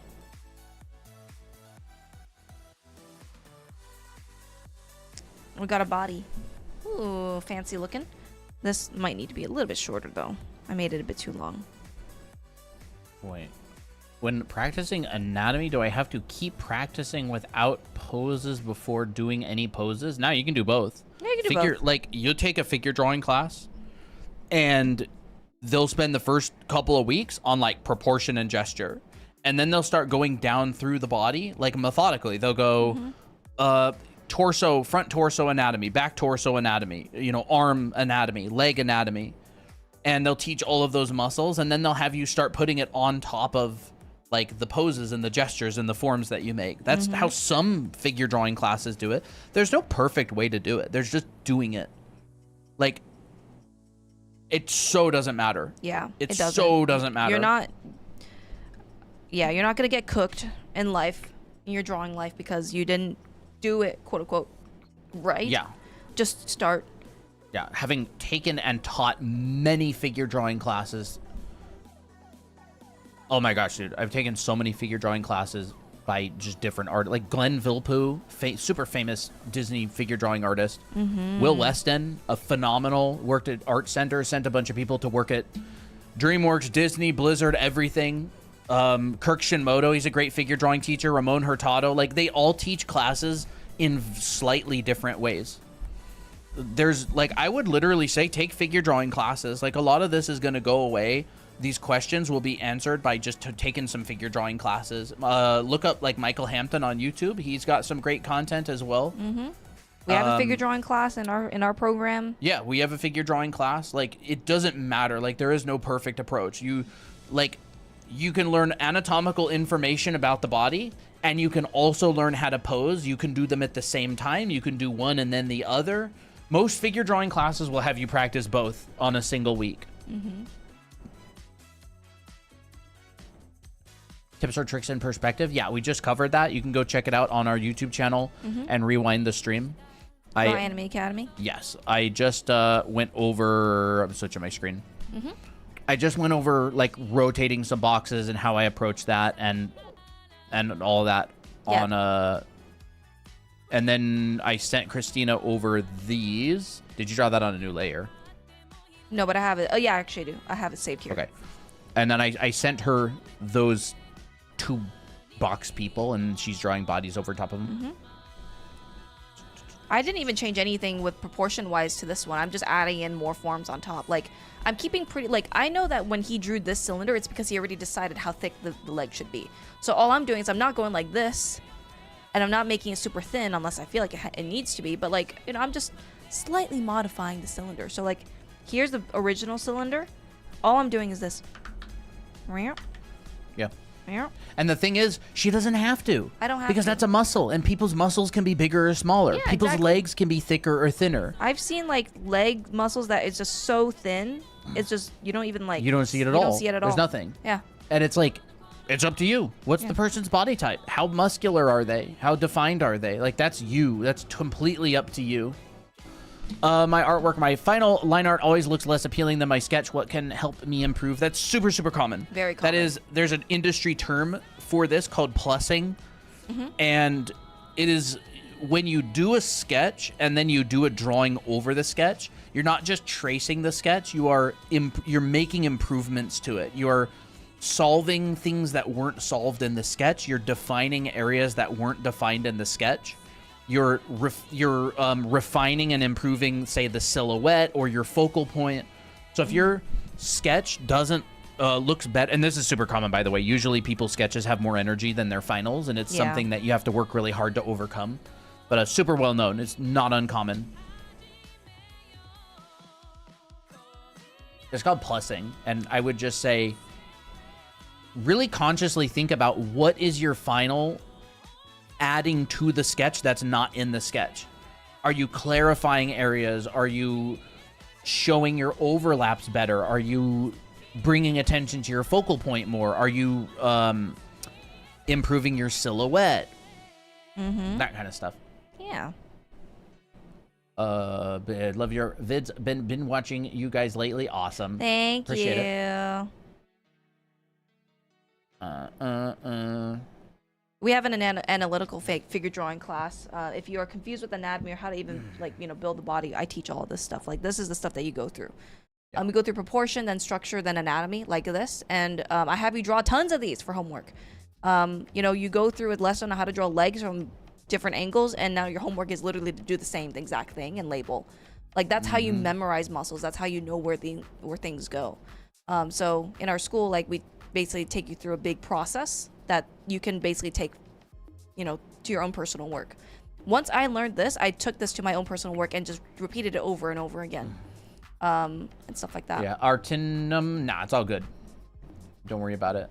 I'm mostly concerned about challenges where people turn in like 30 pages instead of 5, and because a lot of the time people will turn in a lot of pages, so we spend 3 times as long reviewing their art as other people's, and a lot of the time they'll just really try and boost page count to without like the effort being like, I would rather the effort be spread throughout the 5 pages than a ton of low effort 30 pages. Just, yeah. You know, it's like, wait, so they'll spend more time looking at my art and I actually have to put in less effort. This is like a total win for me. It's just happened in the past a lot. But like, it don't matter too much. As long as you put in your effort, and you did what you could, and you did your best, you know, you're fine. So quality over quantity, yeah, for the challenges. They're specifically asking about the challenges that we're going to be reviewing in a little bit today. I am going to be shutting the submissions, by the way. Okay. So I gave the warning about an hour, more than an hour ago for sure, and I'm going to be shutting the submissions channel for that. So if you have no idea what I'm talking about, it does not matter, because this was a challenge that was assigned 2 weeks ago, and the new challenge will be assigned at the end of the show today. Yeah. Permissions. I do have a clothing video on our channel, on our YT channel, Draw Anime Academy. It is, I think it's like clothing tips every artist must know. It has like an orange background and, you know, nice clothes and stuff. So I have that on there. Where do you do classes? We do our live classes over Zoom, and our recorded class is on videos. Yes, on pre-recorded videos. They're like pre-recorded videos online that you can get. So it's all on our drawanime.com. The live class is the red button. The Anime Art School, our big recorded program that's a year long, is the yellow button. You can go check it out there. Now that I think about it, I didn't even really come up with the next challenge. I didn't write out anything for it. I'm going to have to do that. Oh, okay. No, we knew what it was going to be, but I didn't actually write it out. We've been so busy all day. Yeah. Recording videos and stuff. May I ask, what would you recommend for people that are still struggling with line confidence? Keep doing it. Just keep drawing. You will naturally get line confidence. Like, that's just what's gonna happen later on. Line confidence comes more from mileage than anything. Yeah. Like, you can definitely do things to practice line confidence. Like, I would check out like Peter Hahn's Dynamic Sketching Bible. But there's so many different ways to do line work successfully that you could get advice from one source, and there's another artist who's doing the opposite that is very successfully doing that. So I would really recommend, like, what kind of line work do you want to develop? Because it's so varied, it's so broad. People use really thick brush strokes. People use really thin lines. They use a bunch of hatching. They use one long line. Like, there's so many correct ways to do it. I would recommend finding what you like the most and studying that, but it's mostly going to come through mileage, like, which means just hours spent. Yeah. Do you see lots of improvement from your students? Yeah. Yeah. Bruh. Yeah. You should see Baba Spooky's work. Yeah, you should see Holy crap. 3 cats in the chat. Yeah. Are you here, 3 cats? My goodness. Oh my god. Did you ever post that in the art showcase? Your study from the other day, Baba? I think there probably is some stuff on like Homework Share or something. Oh yeah, it was like the public. No, it was daily challenges. Oh, daily challenges. Oh yeah. Yes, that one. That one's really good. Where is that one? Oh, it was like here. Right there. Yes. Yeah, that's awesome. I want to see it. I'm waiting excited for class. Which class are you talking about? Huh? The perspective one, or do you mean the Anime Art School?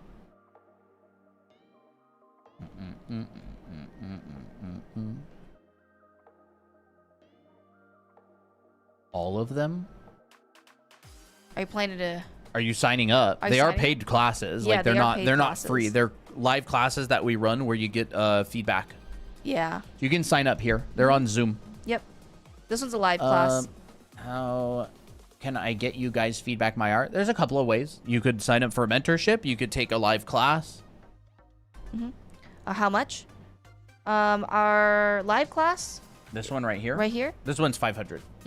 500. It's 7 weeks long, and you will get feedback on every homework you turn in, and the classes last hours. And then you get homework, and then you come back with your homework, you submit it. There's a private Discord server for the students. We all meet on Zoom. You can ask questions during class. Our anime art school, which it contains 7 14-week, well, actually one of them is 12 weeks, but mostly 14-week classes, is 497. Yeah, and that's like it's like a college. It's like a whole bunch of different classes. Haven't drawn in, I think, 2 weeks. Rip. Can you say again? Yeah, you can take a screenshot of this. Yes, the prices will all This be is on all there. the information. Take a screenshot of this. Yep. You can go there. Red button is the Perspective Live class on Zoom. Yellow button is the recorded Anime Art School program, the big long one. Yep, this will have perspective in it as well. Yep, there's a 14-week long perspective class in this school. This one's just in, like, kind of face-to-face, like online. Yeah. So 500 and 497. They're both, all the prices and stuff is on there. How do I sign up on the website? I can only log in. I'm not sure what you mean. Sure. No, these are not free. These streams are free. Log in? That might not be the login. That's probably the emailing list. Did you actually click the button, the orange or the yellow button itself to go there? Do you guys also teach the fundamentals? Yes. I mean, we are fundamental teachers. Yes.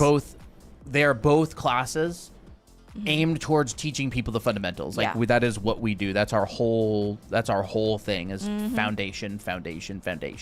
Yep, and we take, people who also have just started drawing. Like that's really what you need, foundation. Oh, that's so cute with that. That Mickey. Oh, that's so cute. That's Look a really at nice this. face, Fox. You might need to post that in server fan art. Yeah. You're required to. That's fun. You draw the face that is facing back. Oh, you mean like this? Here, take a screenshot of this. By the way, you can get these head models on our TikTok shop. Do I need an account on the website to enroll? No. You make an account when you buy something. It automatically creates an account for you. Yeah, it prompts you to make an account when you actually get something. Yeah. Back of the head is like sphere, and then the cheek comes out, and then you'll see the underside of the chin, and then your neck comes back like this. And of course, Oh no, it's all good. Oh, okay. And when you're like doing an adult, it's just sharper. Boop, boop. Here's your ear. Here's your ear.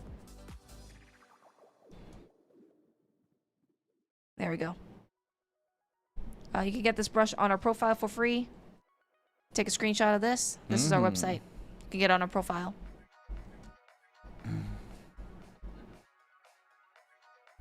How about if it's only the head? I would include the neck regardless, because you can't have a head without a neck unless you're doing like a floating head or skull or something. But it would mimic the skull. It would mimic the skull. What would you want to include? What like anatomical parts would you want to include? Because the neck has a bunch of stuff. There's different muscles and bits and stuff. So if you want to take all of the other stuff out, it would kind of look like a skull. Like that, yeah. Like the bottom of a skull. Is there a limit to a class size? Yeah. Okay, there's that. I want to get back, but I lose confidence in myself as I head to my pencils and sketchbook. It kind of sounds like overthinking. Hey, Medi. Like it's it's about having fun. So like if you have fun, you win. I don't know. Like there's no like minimum skill requirement, especially for the challenges. It's like it's about having fun and trying stuff, and you don't have to like stress about the quality. Like you do your best, but you also you're not like married to whether it turns out or not. Yeah.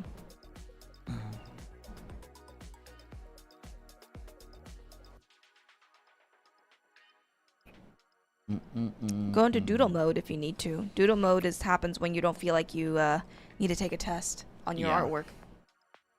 I go into doodle mode all the time when I'm streaming. Like if I feel bored, I just doodle. Yeah. Why does my anatomy not look good every time? You just gotta keep doing it. Just keep doing it. understand your, like, if you have a good process, like you're trying your best to put in your proportions, to put in your form, to understand the anatomy, you're doing everything right. You just need more time. You just need to draw it a bunch.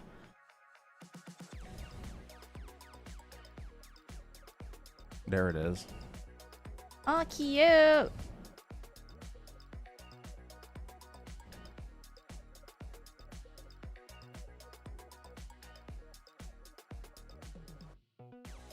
Sorry, I'm reacting to something Nah, on no Discord. problem. Look at this. Look at this cute picture that Fox drew of Mickey. So cute. So they turn warm mode off. Yeah. Always cooks the image. Oh, There's the that's such head. a cute face, Fox. And then there's the body. That's such a cute outfit. Look for at her, that. too. Oh my goodness. So cute. Oh, cute shoes too. Yeah. Very nice. How do you draw often without getting bored or art block? You just draw, I guess. I mean, I just put pencil and paper. I don't really think about the art block or it's boring. Like I don't know. I just start. Sometimes just starting and not overthinking about, oh my gosh, I have art block. Oh, how am I gonna? Because like when you say, oh, I have art block, how am I supposed to draw? Like you're already priming your mind to act in a way that you're already kind of compromised in a way. Like, oh, like my brain, I just can't do it. So I don't know, you don't act. Like you're acting in a way as if it's already decided or something. Yeah, exactly. So like don't let your brain decide that for you. Like don't act without thinking about it too much. That's what I would do.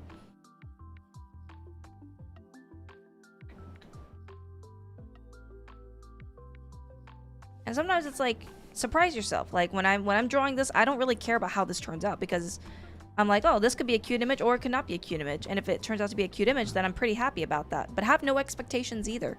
If you don't have any expectations, you know, how are you going to punish yourself, right? What time are you going to review the comics? I'm not sure. Not Probably sure pretty yet. soon. Yeah, probably pretty soon. Maybe we'll put a time on it. We don't have a specific time that we ever set, really. We Yeah. could, but I don't know. We could start pretty soon if you want. Yeah. We usually wrap up the stream after. Yeah. But we don't have to. We could do something fun. Is there a way to get better at circles? Yeah. Yes. I mean, draw a lot of circles, but I would say as a more in-depth explanation, like draw from your shoulder like this and ghost it. So ghost it, like hover your pencil above the paper and kind of ghost it a couple times, you know, and then drop it down, like drop your pencil down, not like physically let go of it, but you can just kind of lower your arm, you know. This is a very good one. Ghost, you know, get the motion. Yeah, that's a bad one too. It's okay if it's bad. Like I would say you get a good circle when your line feels confident and you know they meet at the ends. Yeah, generally see, that one's like that one's pretty good. Feels pretty round. And it's gonna take a few tries. Drawing circles is hard. Yeah, drawing circles is very difficult. You know, you want to. I don't do a lot of circles because I don't draw a ton of anime heads. Christina starts with a circle for pretty much every single head she draws. But you know, and you can also do like try slower ones like this. Yeah, those are fun too. A little bit lopsided.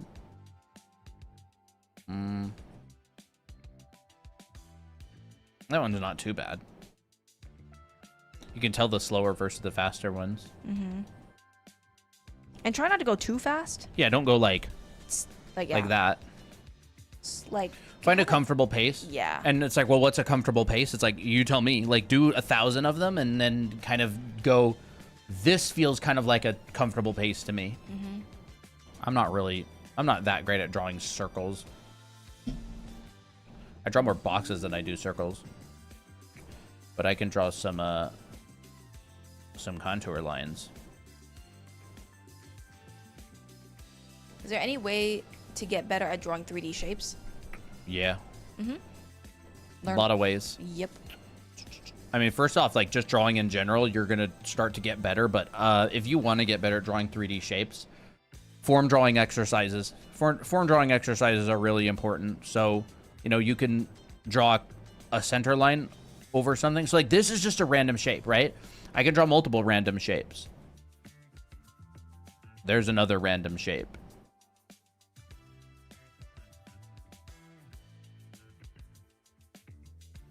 There's another random shape. And you can practice, think, am I looking down at this from above or am I looking up at it from below, right? If I'm looking up at it from below, Maybe this is the bottom of it. Right? Maybe that's the bottom of it. And here's this below, like, you know, looking up at it from below. And then if I'm looking down at it from above, we could go, okay, this is the center line right here. It's a good exercise. You just do this a bunch. Obviously, I would really advise you to also learn perspective, like 1, 2, and 3 point perspective.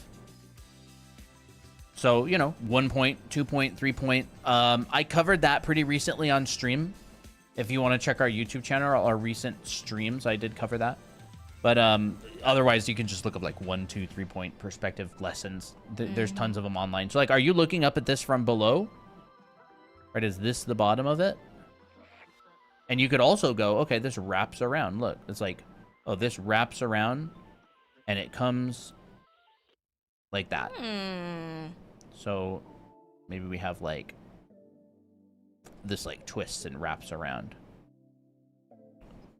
It's kind of neat. That's maybe cool. There's like an eye on it. The dinosaur.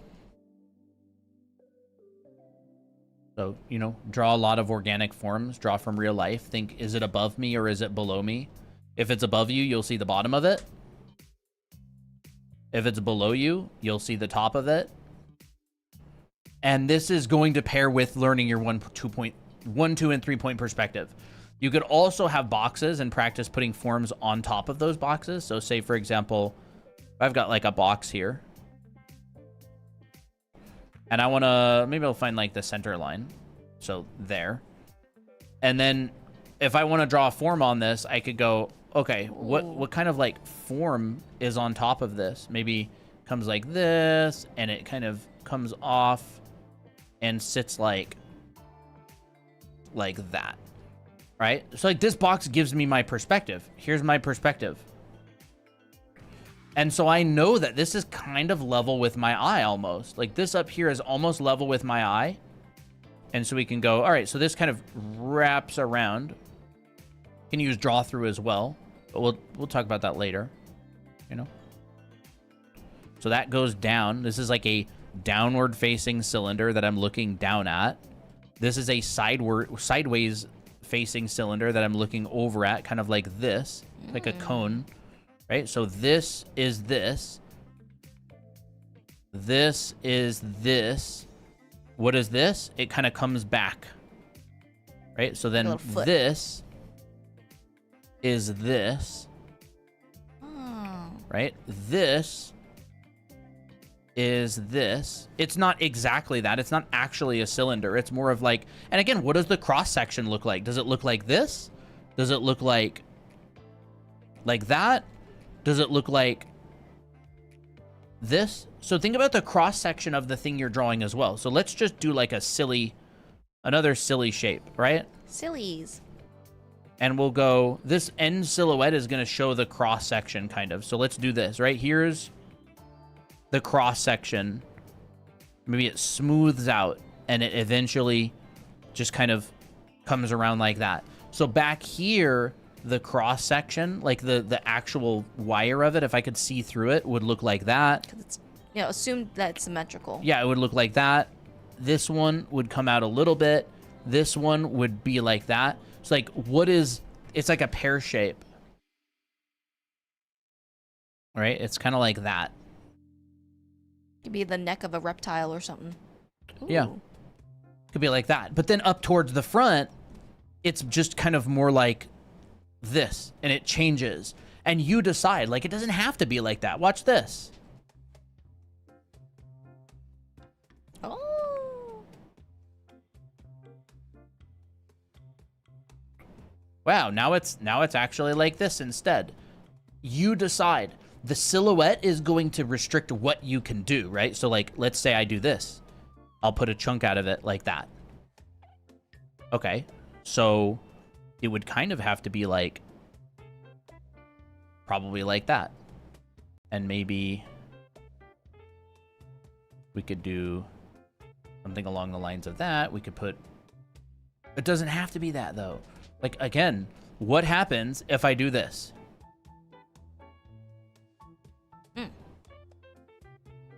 Now I could come in and out again. And then this one over here could still be that. It's like, you decide. right? You decide what this is, and you can practice this. Like, and that's why it's so important to learn how to draw different volumes. So, like, maybe this disappears beyond the other side, and then it comes out a little bit. And so it's like this slug thing, right?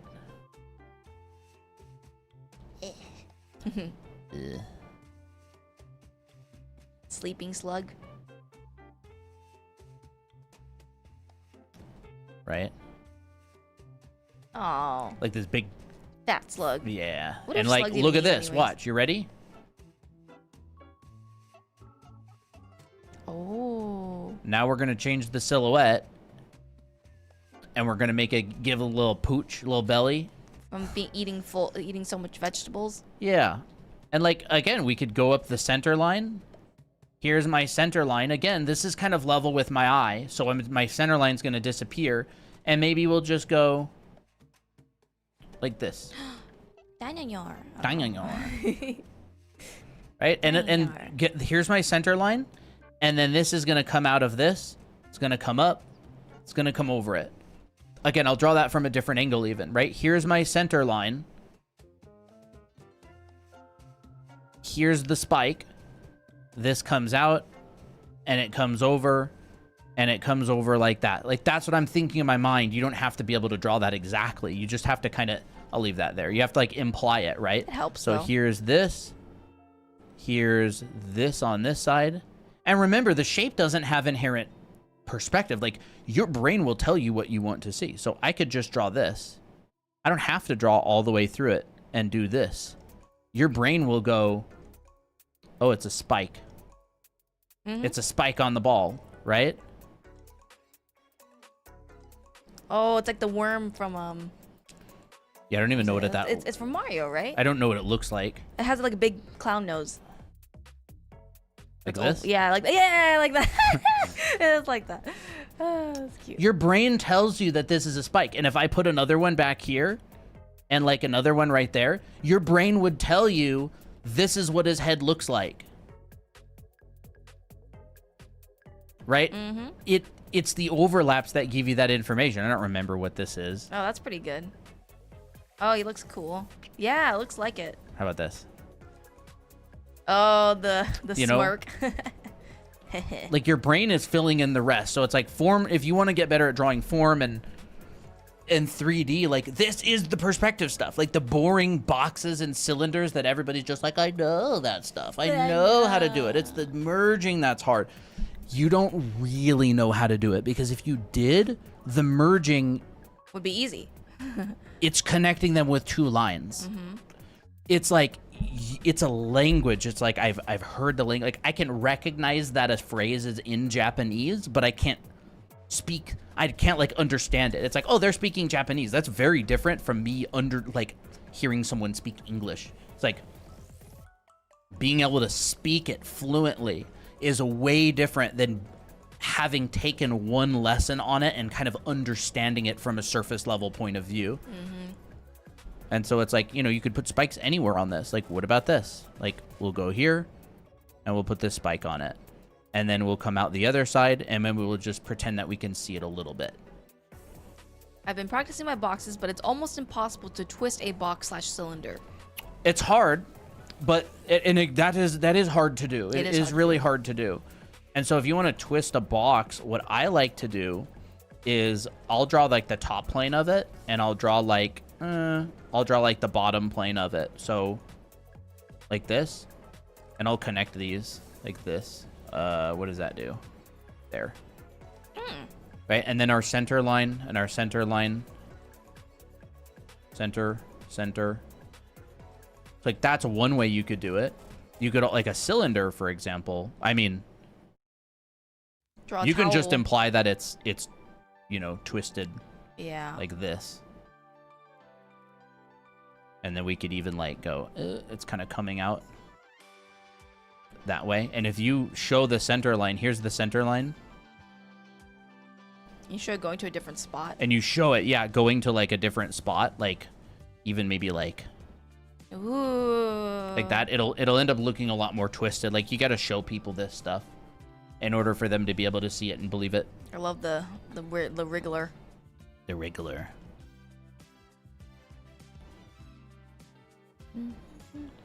How to draw the same character multiple times? I would say draw it multiple times and try to understand, like, what's their face shape, what does their hairstyle look like in different angles. Like, that is the challenge. Making a character look consistent for a lot of the time is very difficult because you have to draw it multiple times. Like, I've drawn Miki so many times, and she's gone through some natural changes just because I'm changing things a little bit. Like, maybe your eye shape is different than what it used to be, but like, it still looks like Miki. I hear music outside. Music. Those darn kids, keep it down. I've drawn Rei like a million times at this point, and I memorized, like, okay, her face shape is more angular, her eyes are small, her nose is like broader. I don't know, like, whatever. You have to like memorize, or not memorize, but like really observe what are your character's features. And then the more authentic you make it and understand the form, the more it'll look like them. Yeah. How do you determine the center line? That's a great question. That is a great question. If you are drawing with something that is like a box, you draw an X. Zoop. Zoop. That will give you the center like this. If you're drawing something really organic, you literally decide, like, where is the center line? Here's the center line. Here's the center line. Here's the center line. Here's the center line. You decide. It's totally up to you. It's just that once you decide, make sure you keep it consistent. Like, if I decide that this is the center line, then the side is right here. But if I decide that, say, this is the center line, my side's going to be pushed up a bit more. If I decide that this is the center line, you know, my side might be like right here. So it's based if I off of decide vibes? that this is the center line. Well, for organic forms, yeah, like, but at the same time, if you're drawing an organic form in perspective, it's still the same stuff that you do before. Like, here's my horizon line. If I have a blob above my horizon line, let's just say, okay, we'll do it this way, right? Like, here's a box, and here's a vanishing point, 2-point perspective box. Maybe we'll just do this, and we'll do like that. Okay, so like, here's a 2-point perspective box, and there's my horizon line. I know that if I have an organic form sitting on top of this box, like this is above me, so I'm going to be looking up at it from the bottom, right? Here's my form. So the center line of this form is probably going to line up with around the center line of this box, assuming it's in the middle of the box, right? So, and then because this is above me, it goes over the surface. But if I have a form laying on the ground in front of it, like this, and again, imagine this is actually lined up with the box, like centered. This is going to be below me, so the center line, I'm going to see the top of this. Like that. So it's not really just based on vibes. Like, the vibes are what orientation the form is. But if I give it something a lot more, like, structured, like, again, I'm looking up at this from below. I'm looking up at this from below. Because, again, here's a cylinder above my horizon line. Here's a cylinder below my horizon line. If I'm looking up at that, I'm looking down at this. I'm looking up at this cross section. If I were to cut this, it'd be like this. There's the meat thing. But I can't see the top of this because I'm looking up at it from below. Now, if this was cut right here, right? Because I'm looking sideways at it, it would kind of look like that. So this is organic form drawing is just something like, honestly, I would go draw a bunch of like furry stuff, to be honest, because like they're really good at drawing organic stuff. Or like draw. I'm a hard surface artist. I'm not an organic form artist. I've been getting better at it, but turn that into little sleeping dinosaur. Dinosaur. And then I could just go Marco Polo. Maybe I just bulge out the eye a little bit. So, like, I'm looking up at the box is just there to show you the perspective because I'm sticking to the same perspective as the box. Without the box, I could literally do whatever I want with it, right? I can rotate the object just by changing. That could be a beak. The form lines, right? I have this, or what about this? Look at this. Now I'm looking at this from below. Right? I'm looking at that from below.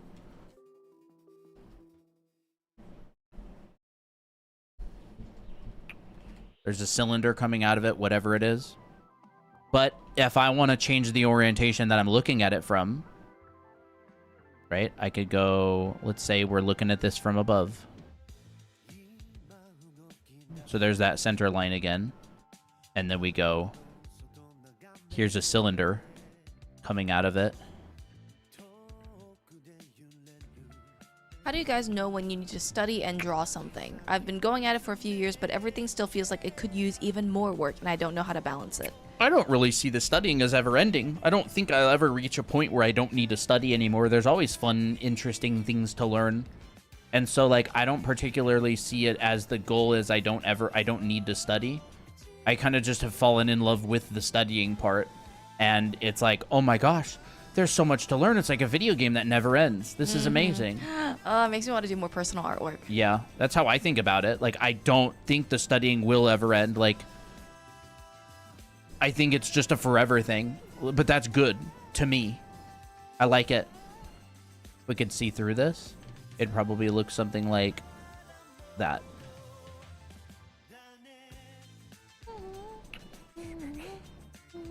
But yeah, that's and again, all of these things that I just drew are really good exercises to practice and try. Like, you know, you just draw 1 point, 2 point, 3 point perspective. I like 2 point perspective, and you draw organic forms. I learned this assignment, by the way, from an artist named Wouter Tulp. He's a really great character artist. I talk about him all the time.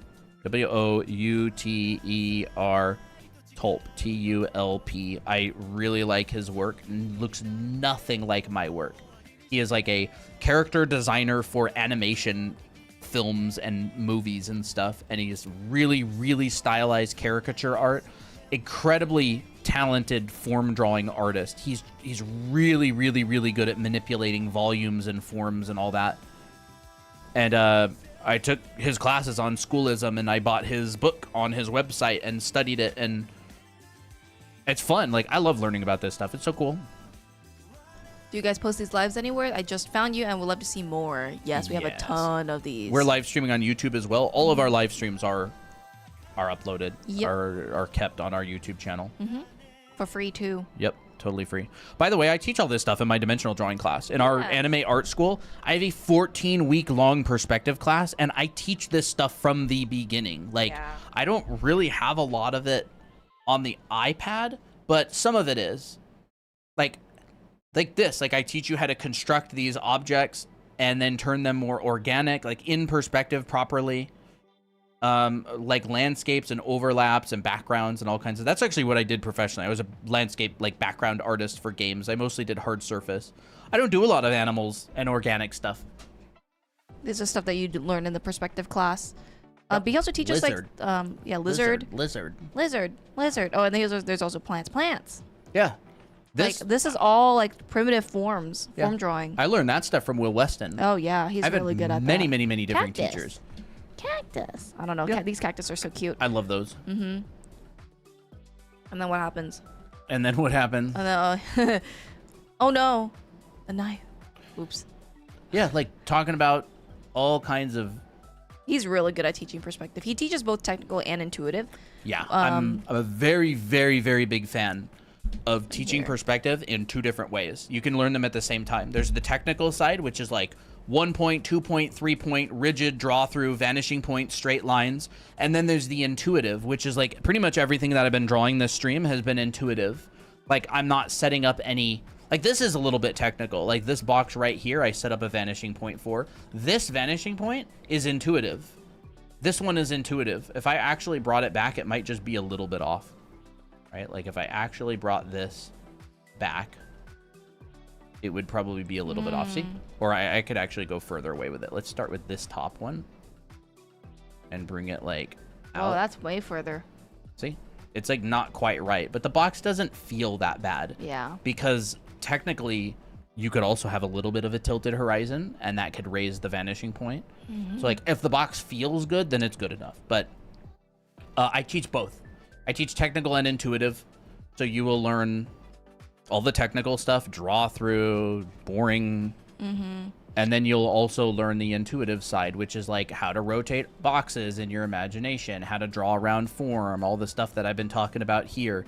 Because that's a lot of the time, it's the perspective that you use in the field on a daily basis. Like you'll use a little bit of the technical side when you're like setting up a shot, but most of the perspective that you'll be drawing on a day-to-day basis, especially like in your sketchbook, is going to be more of the intuitive side.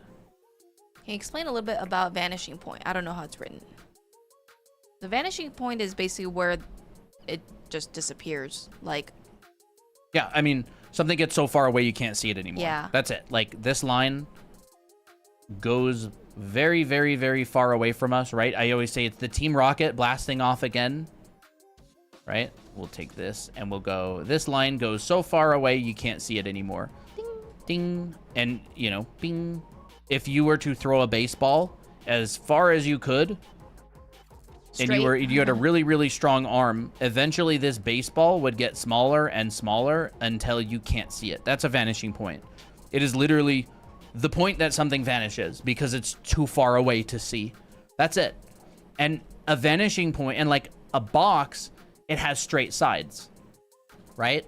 A box has straight sides. So if you had a very, very, very long box, it would look like this. This is the side that's by us.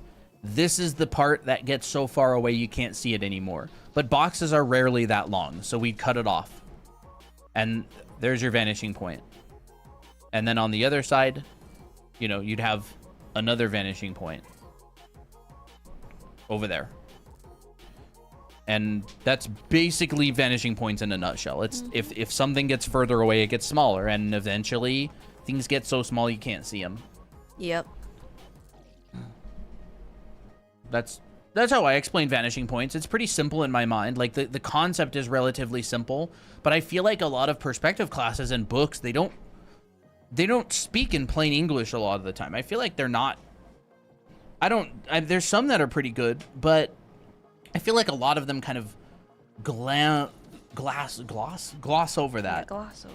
Where it's like, I have always been the type of student where I need to understand something, why I'm doing it, in order to like be interested in it. So I've always strived to make my classes and education very like, here's why you're learning. Here is why you learn this. This is how it actually applies. That's always what I try to do. Is like, I hate when I learn something and I don't know how it fits into the bigger picture. I literally lose all interest. It's like if you have like a favorite character, if you associate everything, even boring things, with that favorite character, you'd be like, oh, I automatically like it. Yeah. It's like this relatability. You get it. You understand why this box is important to being able to draw Miki. Yeah. Like that's what fueled me like to start practicing. I'm like, oh, if I draw good anatomy, I'll be able to draw Ray's body type really a lot like more accurately. And so it's like that for me keeps me motivated to continue learning. Yeah. It's the same here. Like I just let's see. Someone is asking how to draw hair, and they've been like really messing with it. I might be able to turn this into a short, so I might cover that. Yeah, we do have a chibi art class. Cover a lot of chibi stuff. I cover 3 different types of chibis, and you make like character reference sheets for it and stuff. It's a really fun class. You want to cover that? Yep. All right. Okay. If you don't know how to draw hair, you can start with ribbons. This is a simple exercise that you can start with. Just draw like a random flowy line like this. Try to do it in one go, and then you turn it into ribbon. So this is your starting point. You add an edge, add an edge, add an edge, and then you go like, whew. And you can twist and turn this ribbon as much as you want. Like that. So like, how do we turn this into hair? Well, all we have to do is add thickness and add extra strands. So like, maybe we'll take this point and we'll add another strip and taper it. Add another strip, taper it. You can thicken this area so that it's like a thicker strand of hair, and maybe fray the edges. All right, so now that becomes more like hair, and you can kind of shade it like hair. I find that starting hair into ribbon, hair as ribbons is a lot easier than trying to like think of it as hair and trying to, you know, I don't know, over complicate it. So like, let's take this and put it on this head here. And let me move this over so it's easier to see. So here's my hairline, right? When you're thinking about ribbons, these are also going to be in 3D form. So like, let's draw a long ribbon flowing down from her hair. So I want it to start from here, come up, go down, and around like this. Kind of like a little S curve. And then we'll do the same thing on the other side. I want to make it symmetrical. Okay, we've got two lines that are really flowy. Now let's add a ribbon to this. Here's our top side, and let's flip it. And just be as like free flowing as you want. Here, let's twist this around, and maybe this one comes out like this. Okay, we've got a thicker ribbon, and now let's turn this into hair. A lot of hair likes to clump towards the center like this.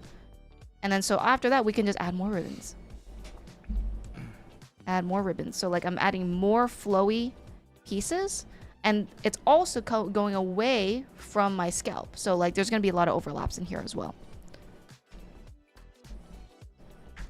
And then you decide how much volume you want in the hair, and then you start sectioning off the ribbons. Like maybe you split this one into a smaller ribbon on the side. Whoop. Maybe you add an extra ribbon that starts from behind this strand and then comes out, and then you're overlapping. So like what you're doing is you're just overlapping ribbons on top of each other over and over again. And that is how I think of hair. And you're just adding more strands. Like take this strand, put another strand behind it. That automatically gives volume. That automatically gives overlaps and more dimension, so you don't get flat looking hair. Flip it, flip this ribbon right here. Ooh, now you got like really nice, elegant hair. There we go. So that's how I would think about it.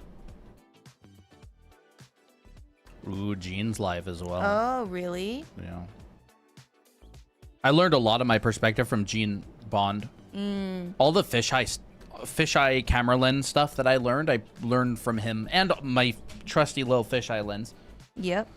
By the way, you can rewatch any of our live streams on our YouTube channel, Draw Anime Academy. It's the same name. And you can go back and rewatch any of our streams, watch them as many times as you want. They're all available up there. We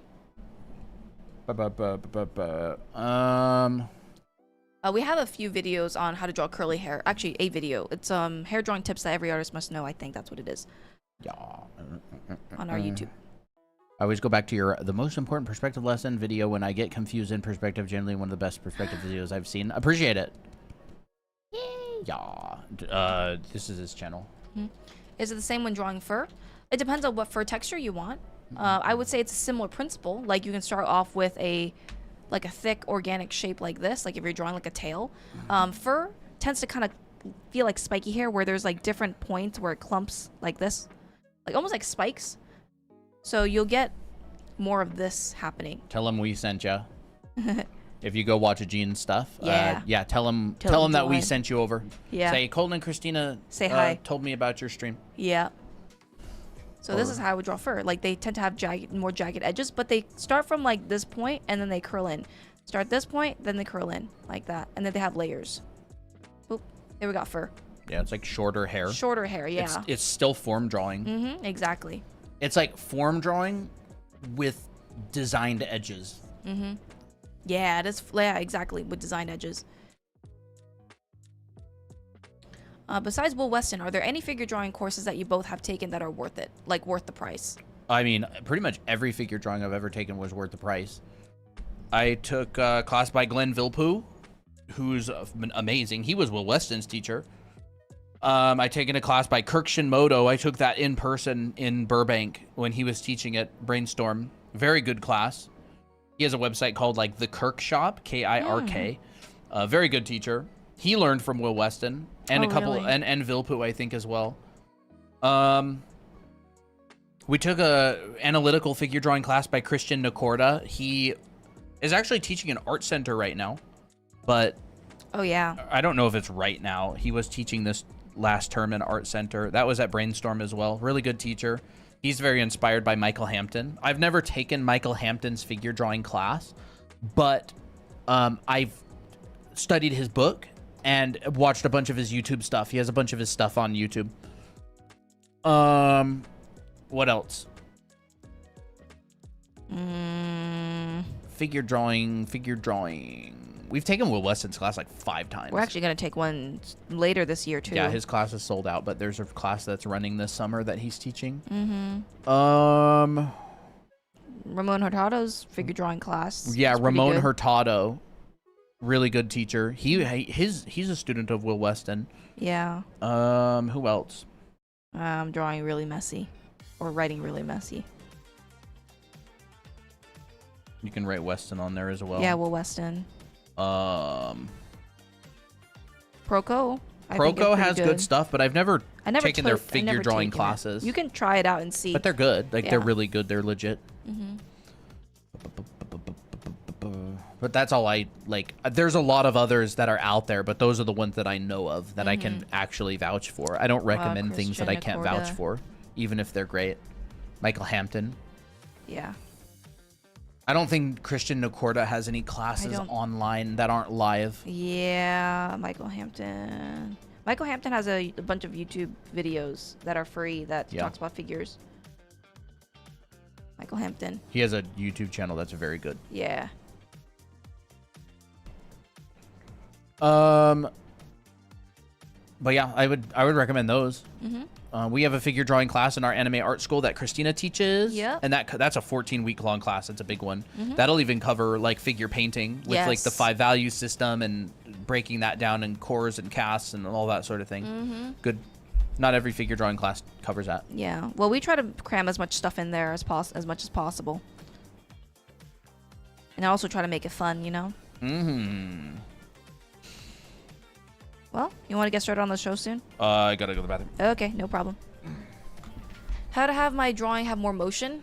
I would challenge yourself to draw a direction. Like, why? Let me think. Line of action's great. Line of action is basically just like your general gesture that your character is moving in. So if this is like your general motion, make an excuse to have a lot of your body parts, or that sounds weird. Have like a lot of your, I don't know, limbs or head or hair like flow in this direction, and that will generally give more motion to your drawing. But I would say this drawing in motion comes with a lot of time. Do a lot of gesture drawing. We have a gesture drawing video that you can follow along on our YouTube channel. It's a 30-minute gesture drawing workout, and this would be probably perfect for you, if that makes sense. If that's what you need exactly. Just join. What have I missed? A lot. Talked about shading clothes. Talked about drawing heads. Colton talked a lot about dimensional drawing and form drawing. So yeah, covered a lot of stuff.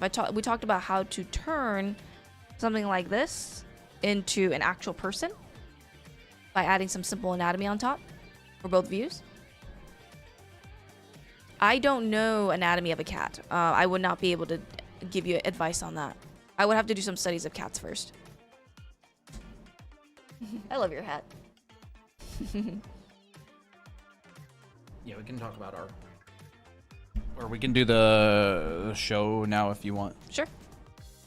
Sure. All right.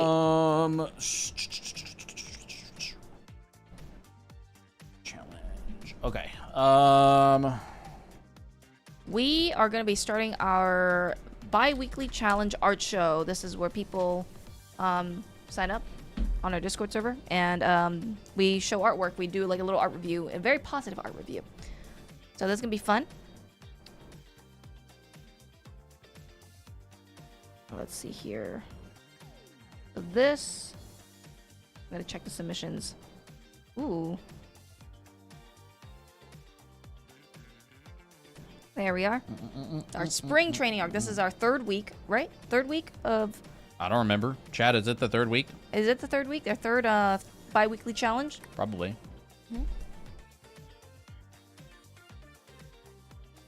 Actually never prepped the new challenge. Oh. Yes, this stream will be on YouTube later. Yeah, 3rd week. Okay, Dahlia. It's already on YouTube. Yeah, it's already on YouTube. Don't cry when you see mine, Christina. Oh, depends on how sad you make it. But we'll see. I'll try not to cry. So, how do we do this again? Okay, so the last challenge, huh? You press the image. Oh. Yeah. So the last challenge is basically a comic showing a hard decision for your character, and it's a comic that is 3 to 5 pages. Is that it? Yes. Create a 3 to 5 page comic showcasing a difficult decision of an original character of yours has to make, and this is gonna be really fun. Yep. I'm excited. And then there's an optional keyframe illustration that you can do as well. Yes. And we did have a question about whether one of the pages could be the keyframe illustration, and I said sure. Okay, that's like, awesome. if one of your pages is the keyframe, that's fine. Yippee! All right, let's get started. First one up. Diligent Dahlia. Diligent Dahlia. Awesome. Ooh, okay. Location, Height Estate. A lot of submissions. I wonder why Luciana asked me to come so late. Oh my. Huh, her door is open. Uh-oh. Uh-oh. He's suspicious. No. Did she poison? Oh my goodness. That's crazy. Oh my gosh. So that's Luciana, by the way. What's going on? Prince Claude, just in time. Oh no. Oh no. Vivian, what have you done? Relax, she is just asleep for now. From the poison of the tea? You want something? What? Oh, it's simple, really. She stands, she walks towards him. Break off your engagement to Luciana and marry me instead. That's crazy.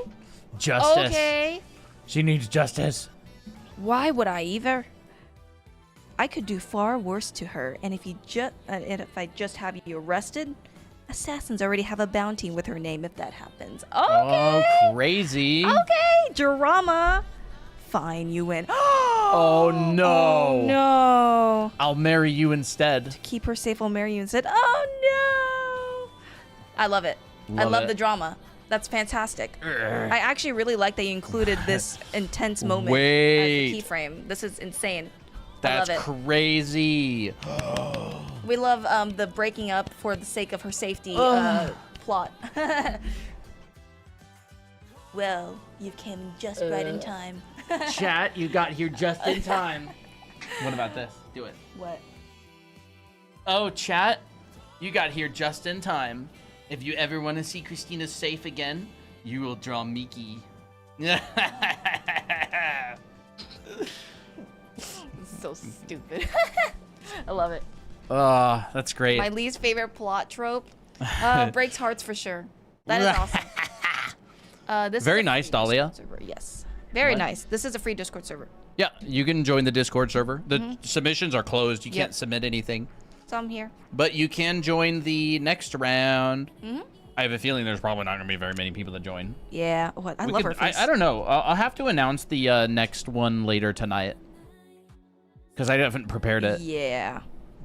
When's next round? It's in 2 weeks. These are 2 weeks. All right, next one is Fico Rigs. Fico Rigs. Very nice, Dahlia. Really like it. Very Thank you. nice. It was very, very good. Whoa. Okay. So I'm guessing this is left to right.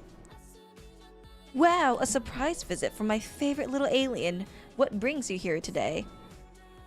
You're an all-knowing god, right? Tell me, objectively, am I a good friend? Oh no. Oh, feeling insecure, are we?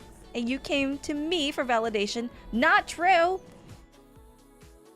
Well, to keep it a stack with you, no, you are not a good friend. Oh my. What? You're lying. Yes, I am. Okay. My buddy Reno thinks I'm a great friend. Oh, please, that little friend of yours would choose the purple choose the purple hair dryer guy over you in a heartbeat. That really says something. No, he would not. Are you sure about that? 100%, and I'll prove it to you, scumbag. Oh boy, she walks off. Oh, I know you will. Oh, this is so fun. This I is love great. this. Oh boy. Okay, there's a hairdryer guy. Gather around, losers. I have some unfortunate news. Aye, aye, Captain. So, as you may know, I pay all the bills around here, and you're both jobless bums who do nothing but drain my bank account. That's like talking to our cats. Yeah. I just got back from meeting with Quincy, and he cut my research funding in half, so either one of you, or both of you have to go. They're sad. It's all up to you, Reno. Either stay here with me or leave with Rubio. You choose. Oh boy. Oh geez, Sakura, do I really have to? Yep, hurry it up. Come on, Reno, you wouldn't ditch me for that jerk, right? Oh boy. You wouldn't ditch me for some stupid-looking object? Well, you're a stupid-looking bug. I'm not a bug. Oh, he's looking. He's looking. I'm sorry, Rubio. Rubio? Yeah, I knew it. What? So that's Rubio. That's the hairdryer dude. I was right, you were wrong, Quincy. Suck my toe, you donkey. I love this dialogue so much. Reno, please, you can't leave me, dude. I'll die out there. I don't want to be alone again. Calm down. I was just kidding. I'm not kicking anybody out. I just wanted to prove that stupid triangle wrong. Okay. Okay. You've really made the right choice, Reno. I appreciate it, truthfully. Yay! You get to stay with us, Rubio. Dude! You were seriously about to leave me for dead. Do you think I'm just gonna brush over that? What's wrong with you? Oh boy, this is drama. I love this. I didn't want to. Whatever, dude. That's crazy. No! I think it was the triangle. I think it was the triangle trying to get between them. Yeah, that is by ridiculous. playing off of the emotions of Bug. Oh man. Ooh, Fico, that's Fico, great. We need When are we more. getting our Wow. 100 chapters of this? I know. This Yesterday? is so. I'm so invested. This is really nice. It is really Wow, nice. that's really good. Oh man, this is so peak. Very, very good job, Fico listeners. Very good job. I know. All right, next one is Vione Hobbs. All right. Should we read the description or just kind of get into it? I don't know what the description says. Here's my submission. Small snippet of a major event that'll eventually happen. In this full series I'm working on. Oh, nice. Awesome. Okay. I'm guessing this is left to right. December 20th, 2020X. New York City, New York. Jung Medical Corp. Holiday party. Okay. Fine. Lovely setting here. Very nice. Ah, Doyoon, there you are. I've been trying to find you. Merry Christmas. How are you liking the party so far? It's more boring than I expected, Susan. Oh, look at her. She's not taking the bait. It is a bit quiet without Myungki being here. I'm hoping I'm pronouncing these all correct. She side-eyes him. After the bosses give their speeches, I'll be leaving. I'll try to check up on Myungki tonight. If not tonight, then first thing in the morning. You can tag along if you want to, Doyoon. Check up on him? What do you mean? I usually wouldn't say anything, but he trusts you just as much as he trusts me. Myungki has been out because he's sick. He caught the flu and has been out all week because of it. Susan, come here real quick. I'll be back in a couple of minutes, alright? Try to take it easy for now. Uh-oh. He's not feeling very good about that. Stans, Myungki is sick. I have to go check on him. Wait, what am I doing? Why am I leaving for him? I shouldn't leave the party. I could lose out on career opportunities. Oh no. I should stay. He'll be fine. I know this. So why won't my hand stop shaking? Why do I feel like if I don't go, something bad will happen? Oh no. Oh my. I don't care about him. Not in the slightest. Ooh, nice traffic scene right here. Really cool. I hate him. Why can't I stand him? This isn't like before. Myungki will be fine. He'll be okay. Right? But what if he's not okay? But what if I'm too late? Please don't let me be too late. I don't want to lose him. Please don't take him away from me. Please. Oh, okay. Okay, Myungki? In here. Bedroom. He's alive. Okay. Okay. Okay. Checks in the door. Doyoon, is that really you? You actually came by. Thank you. Sorry you have to see me like this, Doyun. Oh, okay, nice keyframe shot. That's great. Like the subtitle. Oh, he's sick and he came to see him. Okay. Cool. So That's so great. Sweet. Yeah. That's really, really cute. Very nice. Very nice background and setting. Awesome character dynamic. Really good. Good job, Vion Hobbs. Thank you for your submission. I should like all these, honestly. I know, I should too. All right, the hungriest is next. Whoa, we got interesting things. Oh, okay. Okay. Okay, we're starting off with a hand holding, a blurred out censored face, and this guy right here. He's smiling. Uh-oh. Ooh. Oh, that's not good. It's the red tears. That really means really bad luck. Bad omen. Uh-oh. A note? Deathly consequenced. Blank must die within 24 hours. Not doing so will result in punishment. Uh-oh. No. Uh-oh. That's crazy. That's crazy. You wouldn't kill me, right? Of course I wouldn't. Uh-oh. Of course I wouldn't. But he's going to die anyway, so why shouldn't I finish? No. So why shouldn't I just finish what started? Uh-oh. That's dark. That's dark. That took a dark turn. And they were together, it seems. That's crazy. Oh, no. You never know. Never know. Never know. That is very tense. Very nice. Yeah, that was really good. Thank you for the submission. Mm-hmm. I have to heal myself. We have to heal our stress with Applejack. Applejack. His fur is all messed up. My goodness. Gotta scream into his fur now. Pet, pet. Oh, there you go. He's like, ew. He had to scream in my fur. I'm gonna have to clean it up. That's crazy. Healing Applejack moment. I guess you are good for something, Applejack. He's like, I'm gonna clean this all up. Such a Toma baby. Applejack is very, very chill. Yeah. Ooh, we got Pompoof next. Oh boy. Ooh, Pompoof. Oh, we got a conspiracy board. I love this already. I love this. I love this. I love conspiracy boards. Okay. Finally, I can serve justice. No, he... Uh-oh. Goto. All my life. I never thought. I'd be mine. Oh. You would be my enemy. Oh no, oh my they're goodness. married. Oh no. How could I betray either family? How could I Not the betray either redheads. family? Oh no. Oh my goodness. Oh no. What's going on? Osborne, follower of justice. Why do you hesitate? Are you not to eradicate the immortals? I, Alice Goto, refuse. Oh. He is my soulmate, chosen by Matal himself. I refuse to carve either of our hearts or the hearts of our children for a justice that is cruel. Ooh, understand. You must stand alone. Oh, this is spicy. That's crazy. What happened? This is spicy. What happened? That is great, Pompoof. That is great. Awesome. That is so That's awesome. fun. Ooh, difficult decision. Oh my goodness. I love it. Love and duty. Love that.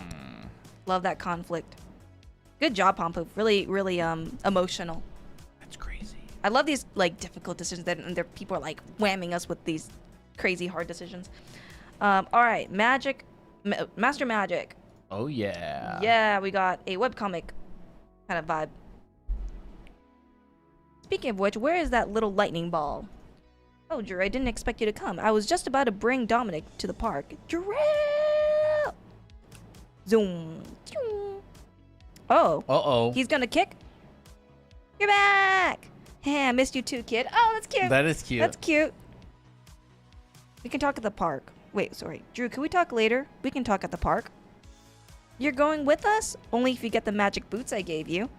My boots, I gotta find them. Zoom. Sometimes I wonder if you're his favorite. What can I say? I'm pretty lovable. Mm-hmm.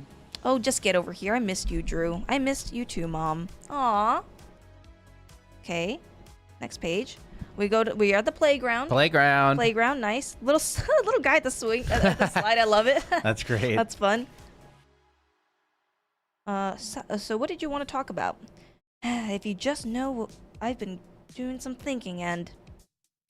Oh boy. Now I know you're gonna ask, but he... Official custody transfer. Uh-oh. Uh-oh. Oh, that's not good. You're not giving him up like Dad gave up on me. Oh, relax, Drew. I'm not giving him to strangers. I'm giving him to family. Oh. Then who? You. What? Oh. Mom, I don't know if I can. Amity needs my help with the Blackwoods situation, and I barely sleep once a week, and... Oh, boy. Okay. Drew, I'm getting too old. I can barely keep up with him after I'm done with work. You're the only one who understands him and can keep up with him. That's why I asked you specifically. Sure, we have other family, but you have this connection to him that no one else does. Even as brothers, it's a rare connection. Did he crumple it up? So please, think about it. I'll think about it. Oh, responsibility. Okay. That night. No, stop. He's dreaming. Seems like it. Okay. Okay. He's running. He's reaching. Oh, whack. Uh-oh. You failed him. No, I didn't want him to be in danger. No more lies.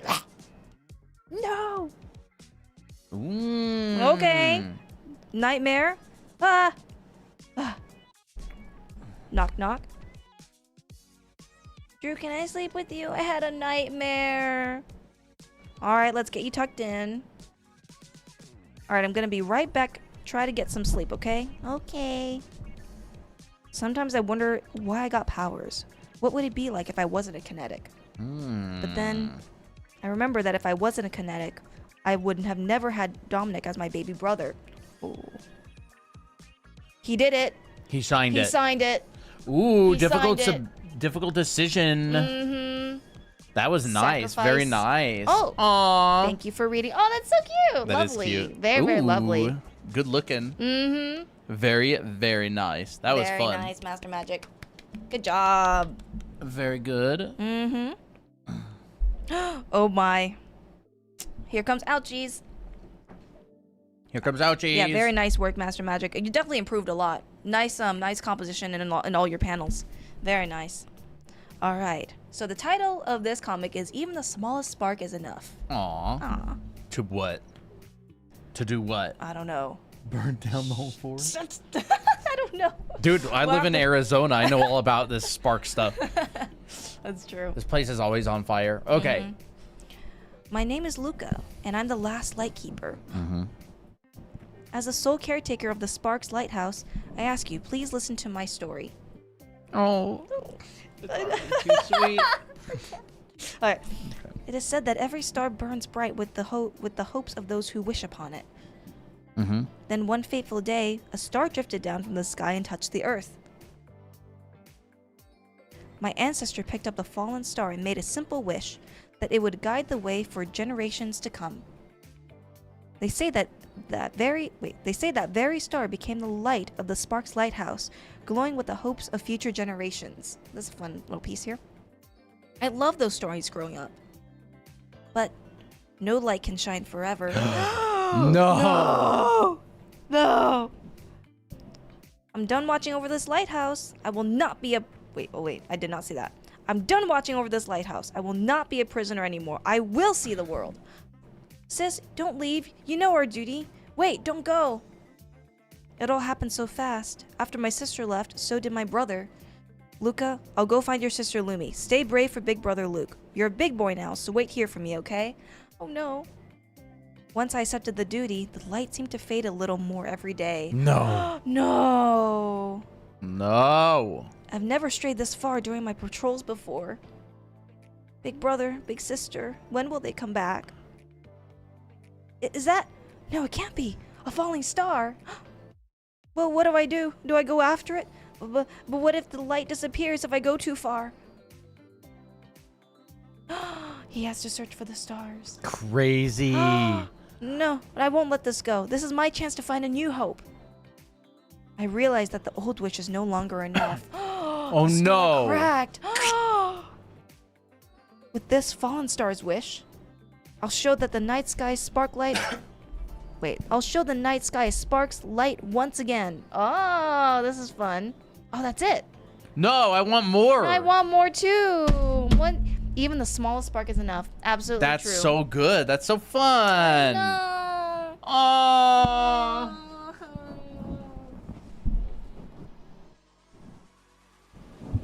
It's so sweet. That is very Look sweet. at Applejack. He's all touched by it. He thinks it's a very interesting story. What do you think of that story? Here, look. People want to see the world, right? That's a fun story. You guys have such fun creativity. Treat?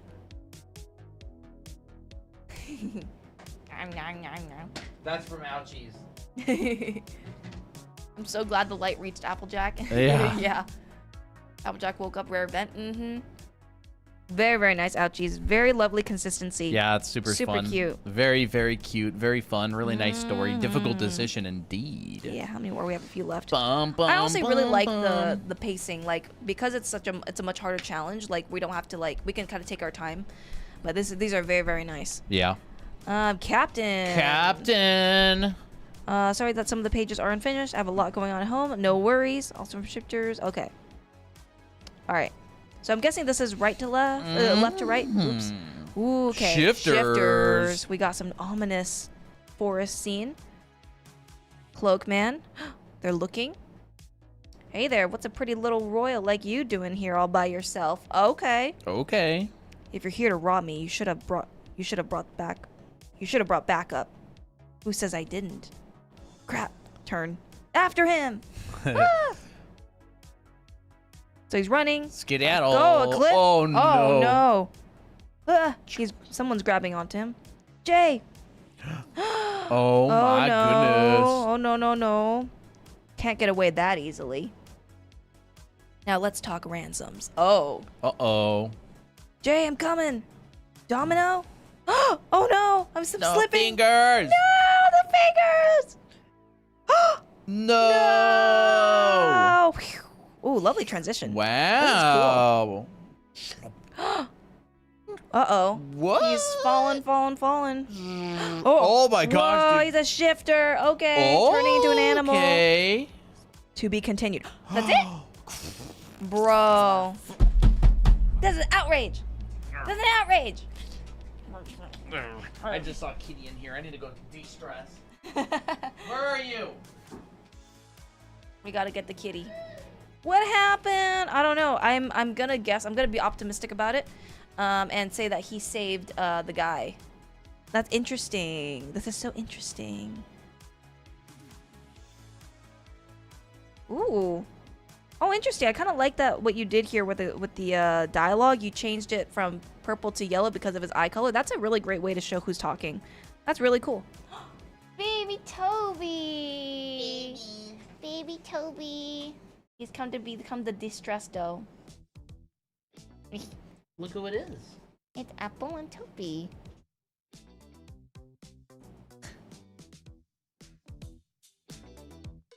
Anytime Toby comes to Applejack, Applejack has to groom him. He's within licking range. He's within licking range.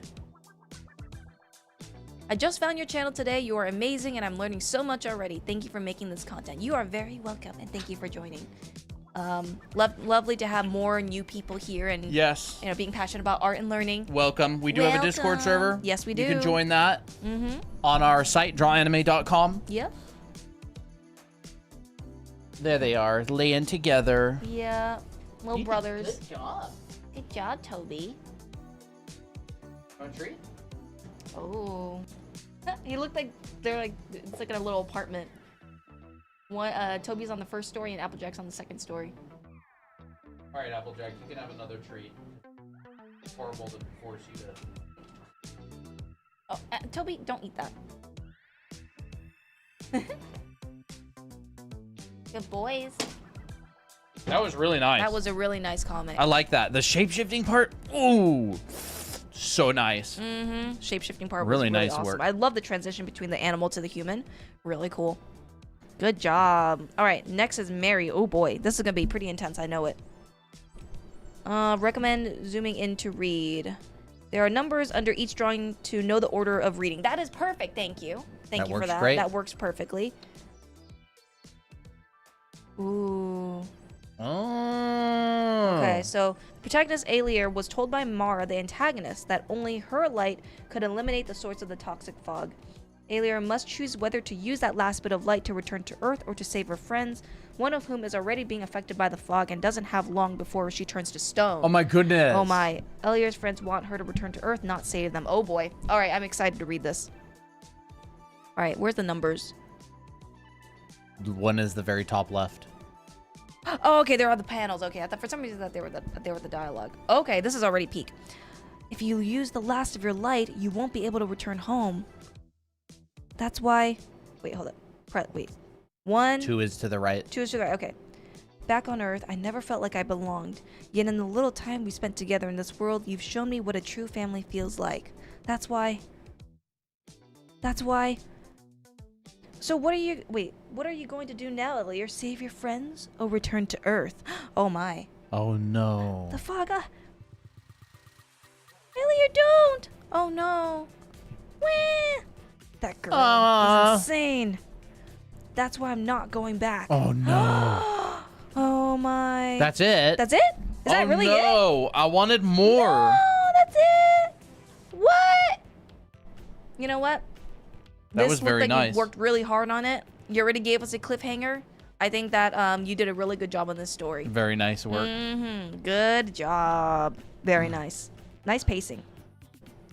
All right, next one up is Evie Wren. I have to tell him I'm a witch. Ooh. This is nice stuff. Ooh. Very, very high quality. Yeah. Now, why would you go and do a stupid thing like that? But because we've been working on all these cases together. What is this? What is this? Live restricted for some audiences. There's literally nothing. There's literally nothing. It says there's sexually suggestive content. What? Do you see any of that anywhere? I don't see any of that anywhere. There's nothing. There's literally nothing. Nah, that Bruh, TikTok, being I'd dumb. like again. TikTok enforces nothingness. Yeah. But anyways, we're still gonna here with the enjoy regulars anyways, so because we've been working on all these cases together. And each time he almost catches me casting spells. Ooh. Or the fact that each foe we've faced has been someone with powers no mortal has. He's human, and he's been fighting witches and vampires without any powers of his own. Ooh, I like this girl. She looks like a Boa Hancock type. She vibe. cool. I love her. Let me see. Is this right to left or left to right? Looks like it's right to left to me. Okay. But it's because we've grown close. Close. We almost kissed. It's not right to hide this from him. Oh, this is so cute. Evie not only is telling him against the code, but do you honestly think Mr. Tundra would believe you? Think. Have you sent to an asylum? Report you to the witch hunters. Uh-oh. Or best case, turn his back on you. Oh, okay. I hadn't considered any of that. I think you need to take some time to really consider it. I don't want you getting hurt. I know that, but I like these little thumbnail sketches here. Wait, that's it? But That's it? bruh. That's good. It's good. That's really good. Yeah, really, really good. I like the tension. I like the, but we're so close. We almost kissed. I have to tell him. I gotta be truthful. I gotta not, That's put him in the fun. dark. I like really that. nice stuff here. Very, very nice stuff. And this is our last one. Soft static. Awesome. All right, so this is, let me see if there's any lights or laughters. Okay, I'm just gonna try this. Okay, so it looks like that we start here. You're just gonna take it to your, wait, You're just gonna take it yourself without even thinking about me? Uh-oh. Things changed. So that's it. Reaching over. Don't say it like that. It was the last slice. Oh no. Last pizza slice. Wait. Ooh, I love this already. This is a dilemma. The last pizza slice. The last slice. You know exactly what that means. Huh? What's that supposed to mean? That's not the point. You already had 2. I love it. So he's already like, he's kind of beating him up. Hey, Mayato and Ayame, do you have any... Oh, uh-oh. Oh, they got pizza? Mm-hmm. Who eats it? The guy? Yep, the guy that just came in, they ate it. Okay. They're like shook. That's funny. Very nice. I like that. I like that this was a much more lighthearted one. That's yeah, we need more lighthearted stuff. Yeah. Pizza stuff. Pizza. Taking the last slice of pizza. Very nice work. Yeah, very fun nice. stuff, everybody. Mm-hmm. Very nice. I love all of them. I love all of them. Watching from New York City. Awesome. Nice. What are these challenges? How do we participate in them? They're just in the Discord server. You can go to self rolls and get the roll, the challenge roll, and then there's spring training arc. So this next challenge is going to be the last of the bi-weeklies for this like season. So we ran 4 over a period of 2 months. This is next one is the last one that's coming up. Yep. And we actually worked on a video all day today, and then the AC thing broke, and I had to fix that, and I completely forgot to prepare the next and last challenge. So I'm actually going to have to do that tonight after stream. Yep. Because Don't worry, you guys will get the challenge soon. Yeah, I'll announce it to the challenge channel when I have it. Yep. How to get the challenger roll? It's in the self rolls channel. Yep, self rolls. Any specific rules? The ones that are in the server. They're all listed. Like when the new challenge goes out, all the rules are in there. But everything, any server rule is grandfathered into the challenges. Duh, because it's in the server. Yeah. But other than that, any specific rules are recorded in the announcement for the new challenge. Very, very nice. Yeah, very nice, everybody. Good job. Fun submissions. Almost back to the mines. What do I eat tonight? Oh, what do we eat tonight? I didn't even think about dinner. I didn't even think about dinner, bro. Yeah, I didn't even think about it. Look. Oh, it's Forte from Rune Factory. Yeah. Yes. Did you respond to that one? Yeah. We loved it. All right. Well, that was fun. that was a really fun one. That was enjoyable. A lot of really, really nice stuff here. A lot Look of at tense that. stuff. A lot of tense stories and decisions. Definitely a lot of people follow the prompt pretty well, honestly. Applejack? Applejack? Apple? Are you just shifting in place now? Hi there, Big Bad. Big Mac Applejack? Hi there, Big Bad.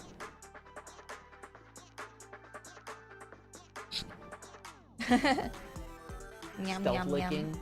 Stealth. You pretending you're licking your lips? He's so cute. He was being a butt earlier, though. Oh, yeah. I mean, that's it. That's everything that's it. that I was going to do. Yeah. Let me think. Dude. Guys, would you guys be interested in a larger head So model this is the normal head. size? Can you hold that? Yep. This is the one that we just made. It is a lot bigger. It's like your whole hand is full of the head. Like, look at this.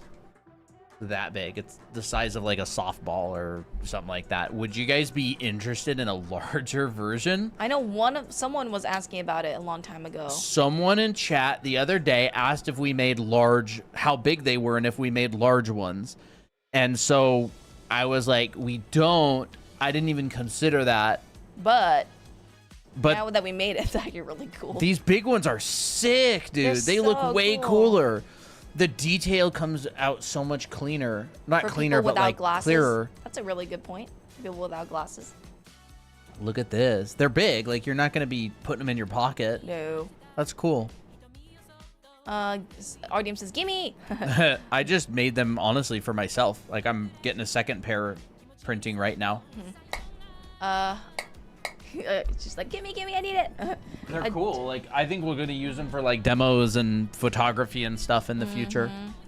The large ones are hilarious, but I could find use for both. The large one could be good for making clothes for my 3D models. Oh, that's fun.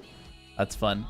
I just joined the Discord channel. What's the difference between General 1 and General 2? There's just 2 chats. Sometimes You know, we one need an of army, the generals. we need 2 generals. Yeah, because an army needs 2 generals. It's just because, like, people talk a lot. You know, some people prefer to chat in one and continue chat in another. And then for the 3 Archer channels, you know, some people like to have their art up a little bit longer instead of just immediately filled up by another one. I find that having a couple versions of the same channel, if they're channels that tend to be pretty active, is nice. Just some, like, it used to be, all right, I'll give you kind of one of the stories. It used to be that we had a couple people in the Discord server that would literally talk 24/7. Like, they had no life outside of talking in the server. Okay? And so I wanted another place where people could talk that Without wasn't interrupting. where 2 conversations weren't going on. I'm talking 18 hours a day talking going on in general. So I made a second general chat because I wanted other people to be able to talk, because a lot of people were like, oh, I'm very intimidated that chat's really active and people are talking. I don't want to interrupt them. And so I made 2 generals, and it works really good because it's kind of like, if there is a conversation going on, you can have another conversation. Yep. Bum, bum, bum. Is it just as sturdy and tough as the others? Oh, yeah. I think so, yeah. For sure. This is so cool. I want a ball jointed doll with the head the size of this. Dude, it's so cool. So cool. Oh, it's so cool. It's like, oh my gosh, dude, these big ones are so cool. I know. But yeah, we do have these available on our TikTok shop. These ones right here. The smaller ones, yep. Yep. Perfect And for that on the one, go. Perfect Here for they on are. the go reference. Yep. Any difficult angle you want. Free run angle. They don't have a hole in the bottom. This one does No. because I wanted to put it on a tripod. Any angle. Lower. Upper. Really nice. We make educational content. So what better thing to make than a model? The big ones are not for sale. Nah. We just made it Yeah, for fun. We good could be we live could. tomorrow. Maybe. maybe. We'll see. What About should that. I eat, dude? What do I need to eat? What time is it? 8:10? Bruh. We'll see. We'll talk about it when we get back, or when we head off. Yeah. I do need to figure out the next challenge. Chat, should the next challenge be another comic? Or do you want to mix it up and do something difficult? Technically, the challenge is supposed to be to design like your character's room or like lab / living area. So like if you had like a doctor, it could be their laboratory. If you had a kid, it could be their bedroom. Like design their like main area. That's basically what we're probably going to go with. I have a couple of options, but I really like the idea of pushing people to do things that they're not used to. So everybody would go, oh, comic. But like a whole bunch of comics, I think it would be fun to have challenges where we actually push people outside of their comfort zone as well. I feel like it should be a difficult one. Yeah, More I think it practice. should as well. I mean, like 2 comics In a row. in a row is a bit. Yeah, we'll do the room. But I'll actually have the proper prompt out. Yeah. So you Later can- tonight. Yeah, so you can see either tonight or early or tomorrow. But you can basically bet that it's going to be a room. Yep. Alright, sounds good. Certainly, I'm not used to room. A rune sounds cool. I think so too. I need. Yeah. I might do it maybe. It's like an area that the person either lives or Works whatever. in. Yeah, oh my gosh, dude. Like, not to scare anybody, We'll see how. but it like, is. you can go hard on this assignment. You can go hard Yeah. on this assignment. Like, this is an example of some of the rooms that they did in the school that I went to. Ooh. It's not the best example. Let me think. I like ones that are shown pretty clearly. Like that one's not too bad. Yeah, but this is a Oh, that's not a tiny image. Oh, I see, I see. Oh, that's so like, cute. You can go hard on this one. This is really cool. Like, it can be a laboratory, it can be a room, it can be a witches or a wizard, like, Ooh. thing. Here's a cool one. Not that you have to go this hard. But I could definitely see. Yeah, it doesn't have to be this detailed. This is like inspiration. I mean, if you want to be a professional artist, you're definitely gonna want to get to this level at some point. But like, look at how cool this is, dude. Like, this is like a Dahlia or a Pompoof world, you know? Like, oh, the throne room. the throne room, all that. Cathedral type thing. It could even. I would even say it could even be an event in your story. It doesn't have to be a bedroom. It could be like, oh well, what does the ballroom of a castle look like? Like, if you want to design and write your own like manga or webcomic, you definitely want to think about this kind of thing. Like, how do you, where do the characters live? What props do they have? Where is the, you know, where do they come into the room? Where do they leave the room? Where is the secret door located or whatever? And again, like, these are examples of like student work from the school that I went to, FZD. I did this assignment. It was fun. Way back when. Is hand-drawn okay, or does it have to be digital? You can do hand-drawn. Yeah, you can do hand-drawn. So, like, this is a perspective assignment, but, like, you could do a shot in an interior shot, so it could look something... It doesn't have to be, like, this way. Ooh, you know, it could be really like cool this. I think this is Leroy's work. This guy was in my class, yeah. It could be something like you put the camera in the interior, and it looks like that. That'd be cool. If you want, like, reference and inspiration, just look up FZD room assignment. FZD room assignment. I'll type it in both chats and I'll probably you know, put that in the prompt as well. I mean, one of the rooms that I did a long time ago, I show it on stream sometimes, was this one. I did this when I was a student. Oh, yeah. When I was a student back in school, this was one of them that I did. This area has a whole story behind it. They're like these workers that work deep underground in like this big giant cavern, and they extract some rare resource, and this is like what their room looks like. This is of course a cutaway, right? Like you can see different stuff, but I think this assignment is really cool, and it really forces you to get thinking. This is actually another one as well. I did this multiple in the school that I went to. This is the other one. This was a room. So I designed this room first as like a chunk, and then I did an interior shot. That's cool. That must have taken forever. You know? Looked like it did. Yeah, I spent quite a lot of time on it. But again, like, you can go crazy. Like, this could be a bedroom. This could be a laboratory. It could be a tree. It could be in the inside of a tree house, a cafe, the inside of a lighthouse, whatever. Like, it's like a room that your character spends time in.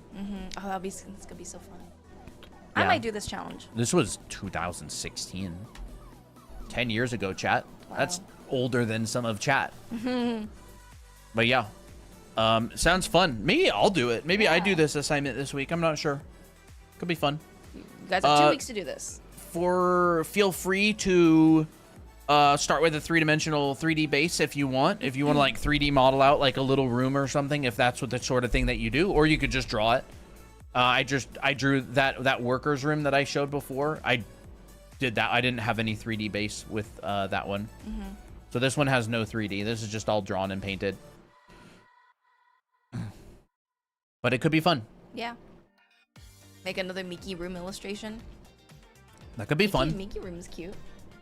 Yeah. I even did a couple of these in Anime Art School. If you do have Anime Art School, by the way, I teach you literally how to do this in the school. Like, I design out multiple rooms.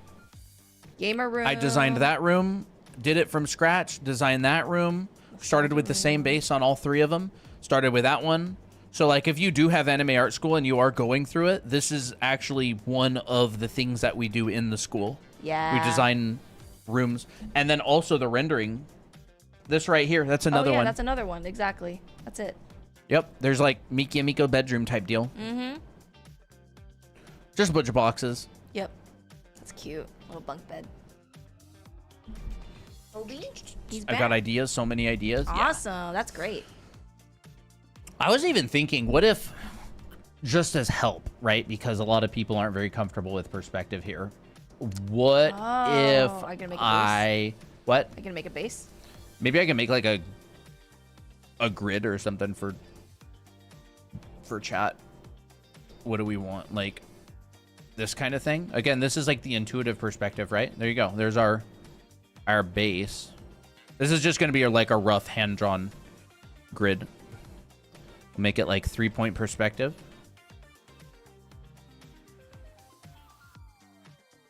Like out. You can like change this room, by the way. Like, yeah. You don't. It doesn't have to be like fitting perfectly in this. You're not locked to this. This is just a suggestion. Yeah. Right. We could do like a little grid here. Kind of like that. Like making a little perspective base.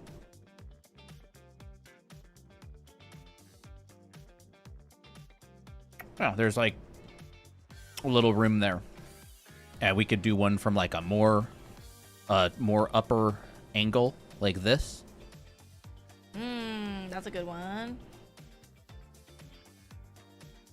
Maybe like this. Sure. It could be fun. That could Like be we're really looking fun. down at it Yeah. from above more so. So maybe like, It feels like the size of Sakura's room in Cardcaptor. yeah. And I'll just do like a little, again, this is not like a perfectly accurate grid, but it could be a decent starting point. Yeah.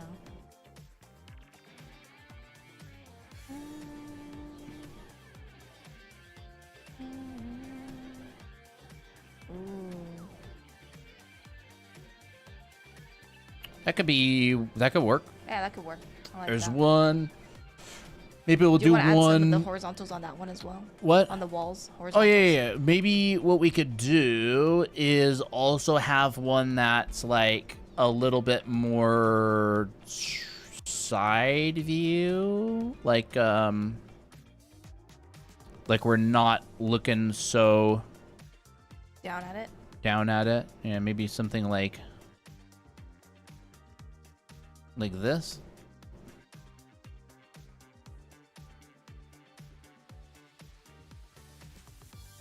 What do you think of maybe that something looks more good. along the lines of I that? like that one.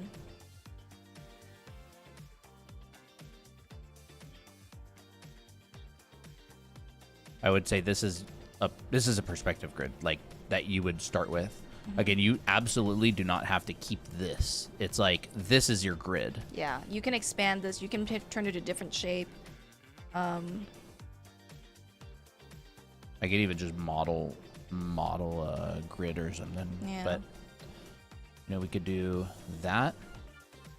Might put like a little platform on it or something. Maybe that would be a little bit better.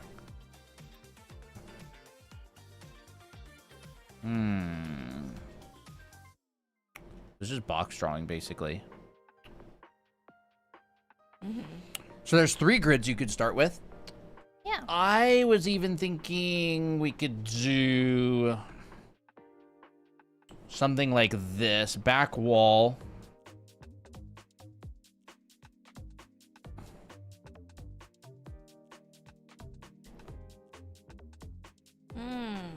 What if we even did something like...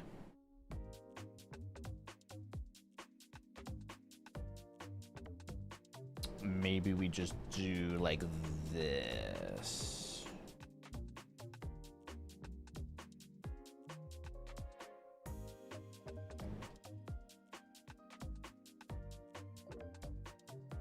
I've always wanted to learn how to draw those model rooms. Yeah. Well, now's your chance. Yeah. Now is your chance. They're like little dioramas. They literally are dioramas. Maybe we do something like this. That one's cool. So this one's actually like above our horizon line, and we can just go this. Again, this is not like, it's not like a super accurate grid. I just want it to be like a starting point. We could turn this into something.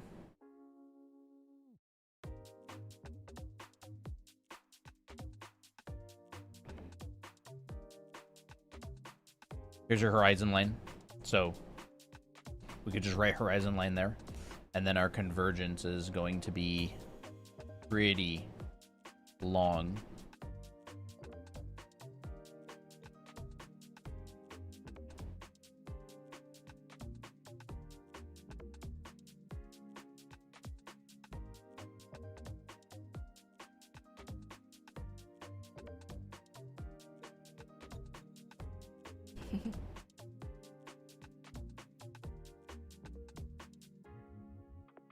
Ooh.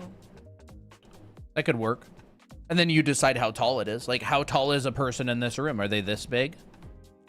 Are they this big? That changes things. Right? Is it a little closet? Is it a bathroom? Is it whatever? You know, this one's not actually that accurate. I should probably redo this one from scratch.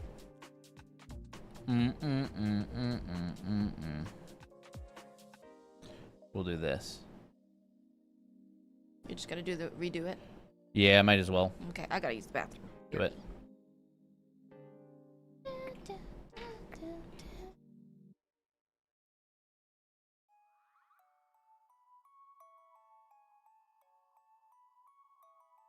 Should probably start with the horizon line and, you know, make it a little bit more understandable. Pull it out. Pull it out.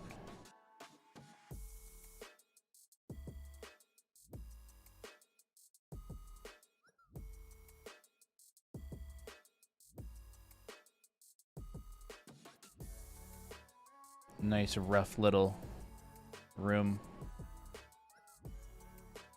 And so here's the back wall. Here's your floor.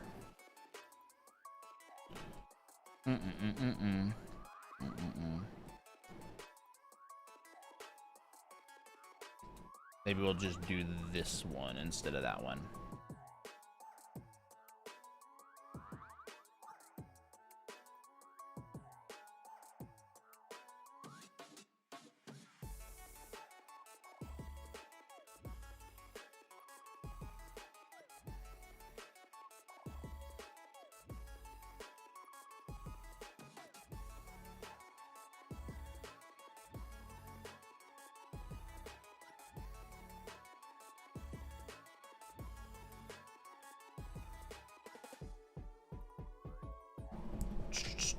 This might break me.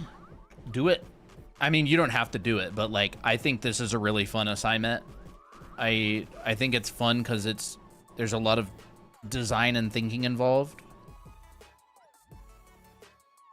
But these are just grids. Like, I 100% expect, like, if you want, you know, your room could go like this, right? And you could have, I don't know, windows up here, and you could have a staircase right here, and you could have like the bed over here. I would really recommend, if you're gonna do this assignment, make a rough sketch, make like a top view as well. So like, here's the room in top view, and decide where stuff goes. Like, okay, there's a thing right here, there's a thing right here, there's a thing right there, here's the entrance to the room, and like, figure out where you want the layout to be, and then do like a really rough sketch, like even like really rough. I don't know if I can find, like, this is what my teacher did. Where the heck is this? Like, this is the sort of sketch that he would do when he's planning. It's like this really, really loose, rough sketch. This is someone's work, but like, this is the sort of thing that he would do. See, you can list out like elements. Oh, chairs, model of an animal, papers, blackboard, lights, table, container. So if you're designing out something like a laboratory, you can go look up what is in a laboratory and like make a list of it. This is design. Like, this is planning and thinking, like, important topics, big diagrams, model of an animal. Like, this is great. And then you'd make a really loose, rough sketch of this, and before you would move into the final. And that is like, you know, what does a throne room have? I would also stay away from probably really organic architecture. It's quite difficult to do. Yeah. You know, Unless if you want 3D to model it. Yeah, unless you 3D model it, but like even then, It's hard. you're dealing with quite difficult things to do. If you were to draw random boxes in this space, would you use technical perspective or intuitive? Depends how important the boxes are. Good point. I mean, with this right here, I would probably just, since my horizon line is right here, I would probably just pull out a new vanishing point. Right? Here's a box that's rotated.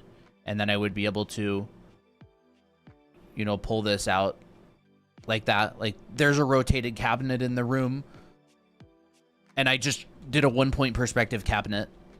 But I know that, like, I mean, this is, I kind of talk about this on stream sometimes, but like, if I had a vanishing point here and I pulled out another box, I would know that since I've moved this vanishing point on the left over here, this is not going to go like that. It's going to go even a little bit flatter because this vanishing point over here, which is quite far away, is getting even further now.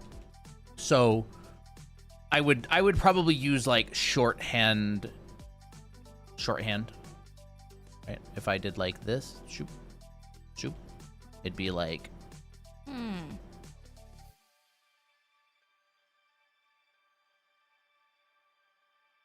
so there's like a rotated object, you know, like someone maybe set up like tables or something inside the room, and I'd probably draw it from, say like this. I would probably use more intuitive, like let's say we got something like here, maybe it's in the perspective of the room itself, like this. And then if there was something up here that was like out of perspective, or like in a different perspective, it could be like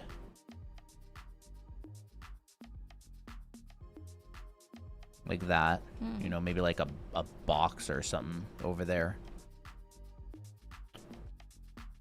I would set up, I would find a vanishing point, and then I would probably wing the other one with like regards to where it would be.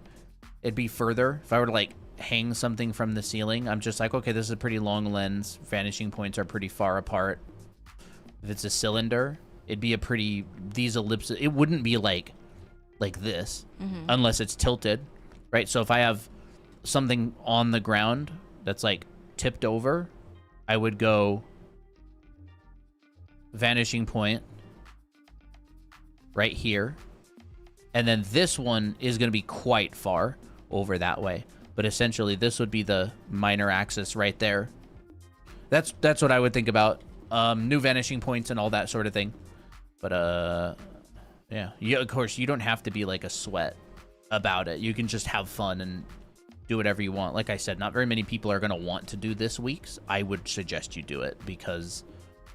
more practice. Yeah, it's more practice. Like if you're using these challenges to get better, you're usually needing to get better most at the thing you tend to avoid. Yeah. Which is usually the thing you don't want to do. And I mean, like if people want to do their comics, like this is super so basic perspective for anybody that wants to do a comic. Like depending on not the like comic. basic as it's so easy. It's more like this is like what you would need to do. Yeah, this is not easy. It's just it's part of your basic perspective skills. Right. That's gonna be fun.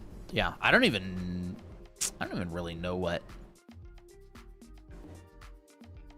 to do. But like, you know, there's boxes in the room, and there could be a person it's like back a storage room.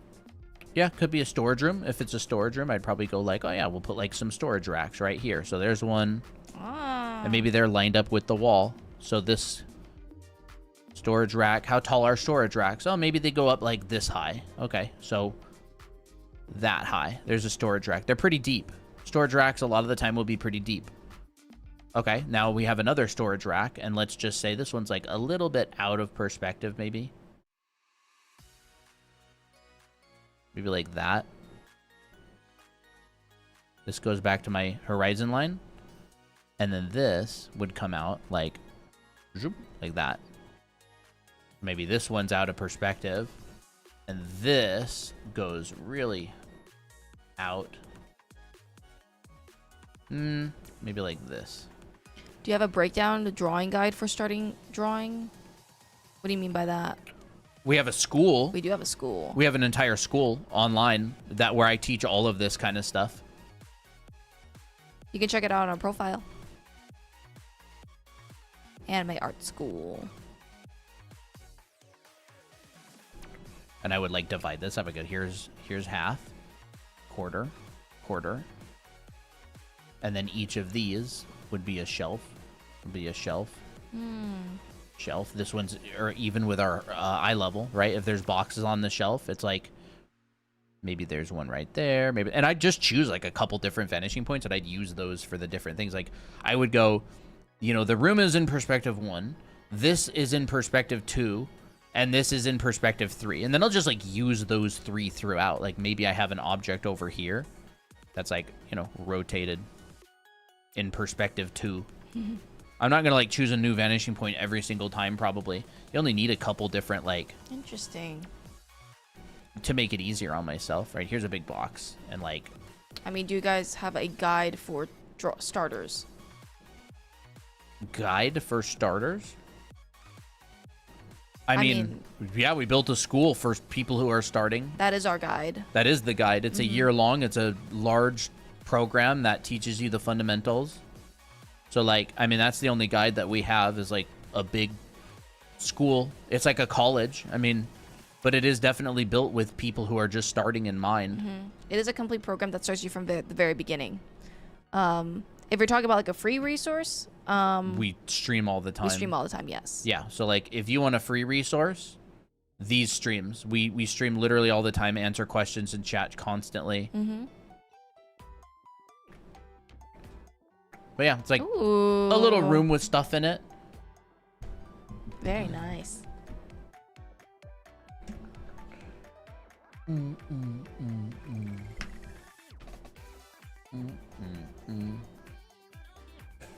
I like that. I like that little demo.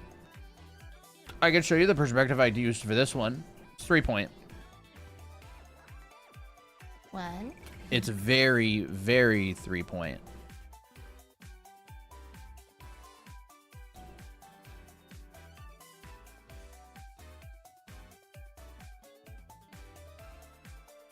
What is one advice you guys would give to someone who's moving from traditional art to digital art?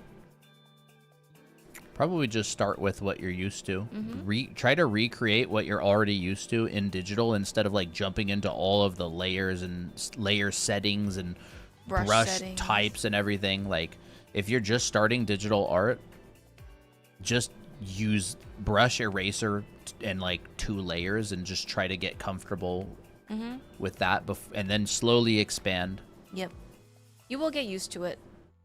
And sometimes if you don't, you know, that's okay. You don't have to do digital art. You can just stay traditional.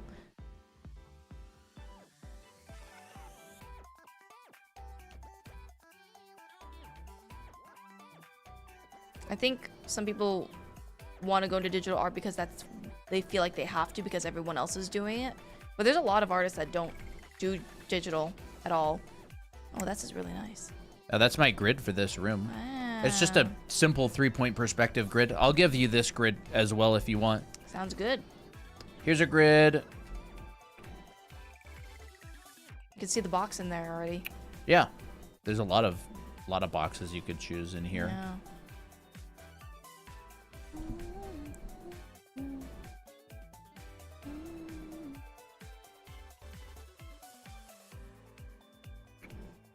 There's a box in there. Yep. Can fit a room in there. Yeah, it could be a room. Could be multiple rooms. Like Oh, yeah. I always like doing something that's a little bit more interesting, like having a room and then another area, or like another like connected room like this.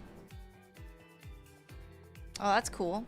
You know, maybe a staircase, or like I think it's much more interesting, and it makes it a lot easier on yourself if you think about rooms as like, a lot of rooms will be shaped in different ways. Like you'll have this, right? You'll have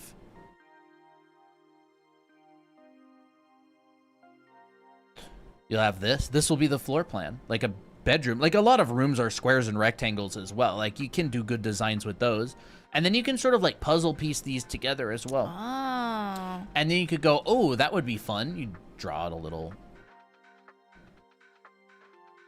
floor plan and you go, you have that. And then maybe you've got another room over here that's like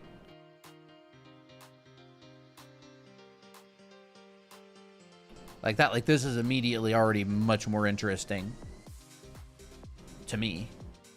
Like I would much rather start with a room like this on the ground than just go in like trying to come up with something. But a lot of these rooms are also kind of dictated by the function as well. Like a hospital room or a whatever. I like that. There's a grid. Mm-hmm. And I just used my own artwork to create that grid. Here's another. This isn't really a grid. It's more of like a drawing now. Here's a couple grids that you can use to get started. And these are your perspective lines, by the way. Like this.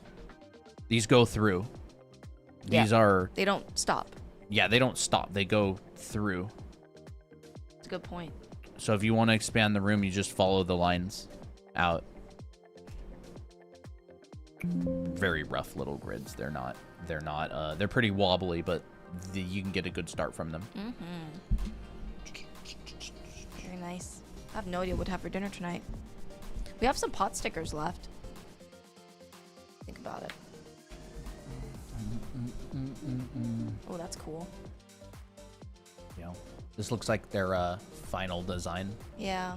Ah, that's cool. I like. It's like a little university. Make sure you find reference too. Yeah. Reference is really helpful. This is some of their reference. Nice. Ooh. That is really cool. Reference helps a lot. This is fun. Is a fun little thing. I don't expect more than like 2 people to do it, honestly. Right. But that's totally fine. Those 2 people will get a lot of benefit. I'll tell you that. The key. That's a cool one too. Yeah. A lot of these, honestly, they're fun. I'm getting XP Pen 15.6 Pro for my 3D animation classes for college. I'm so excited. Nice. Great to have new equipment. Always really fun. Makes you want to draw more. Yeah.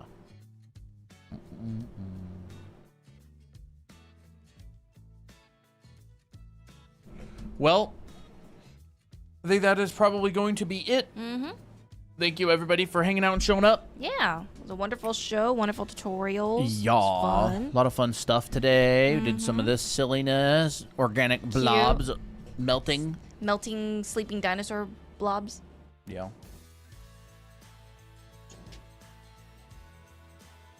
Oh, thank you, everybody. And we will be streaming another time. Maybe tomorrow. I don't know. We'll see. There we go.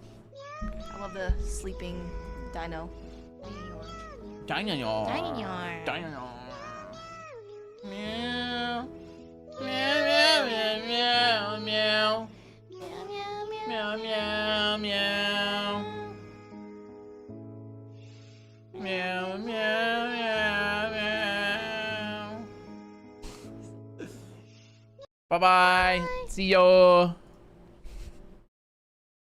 Bye-bye, YouTube. Catch you later.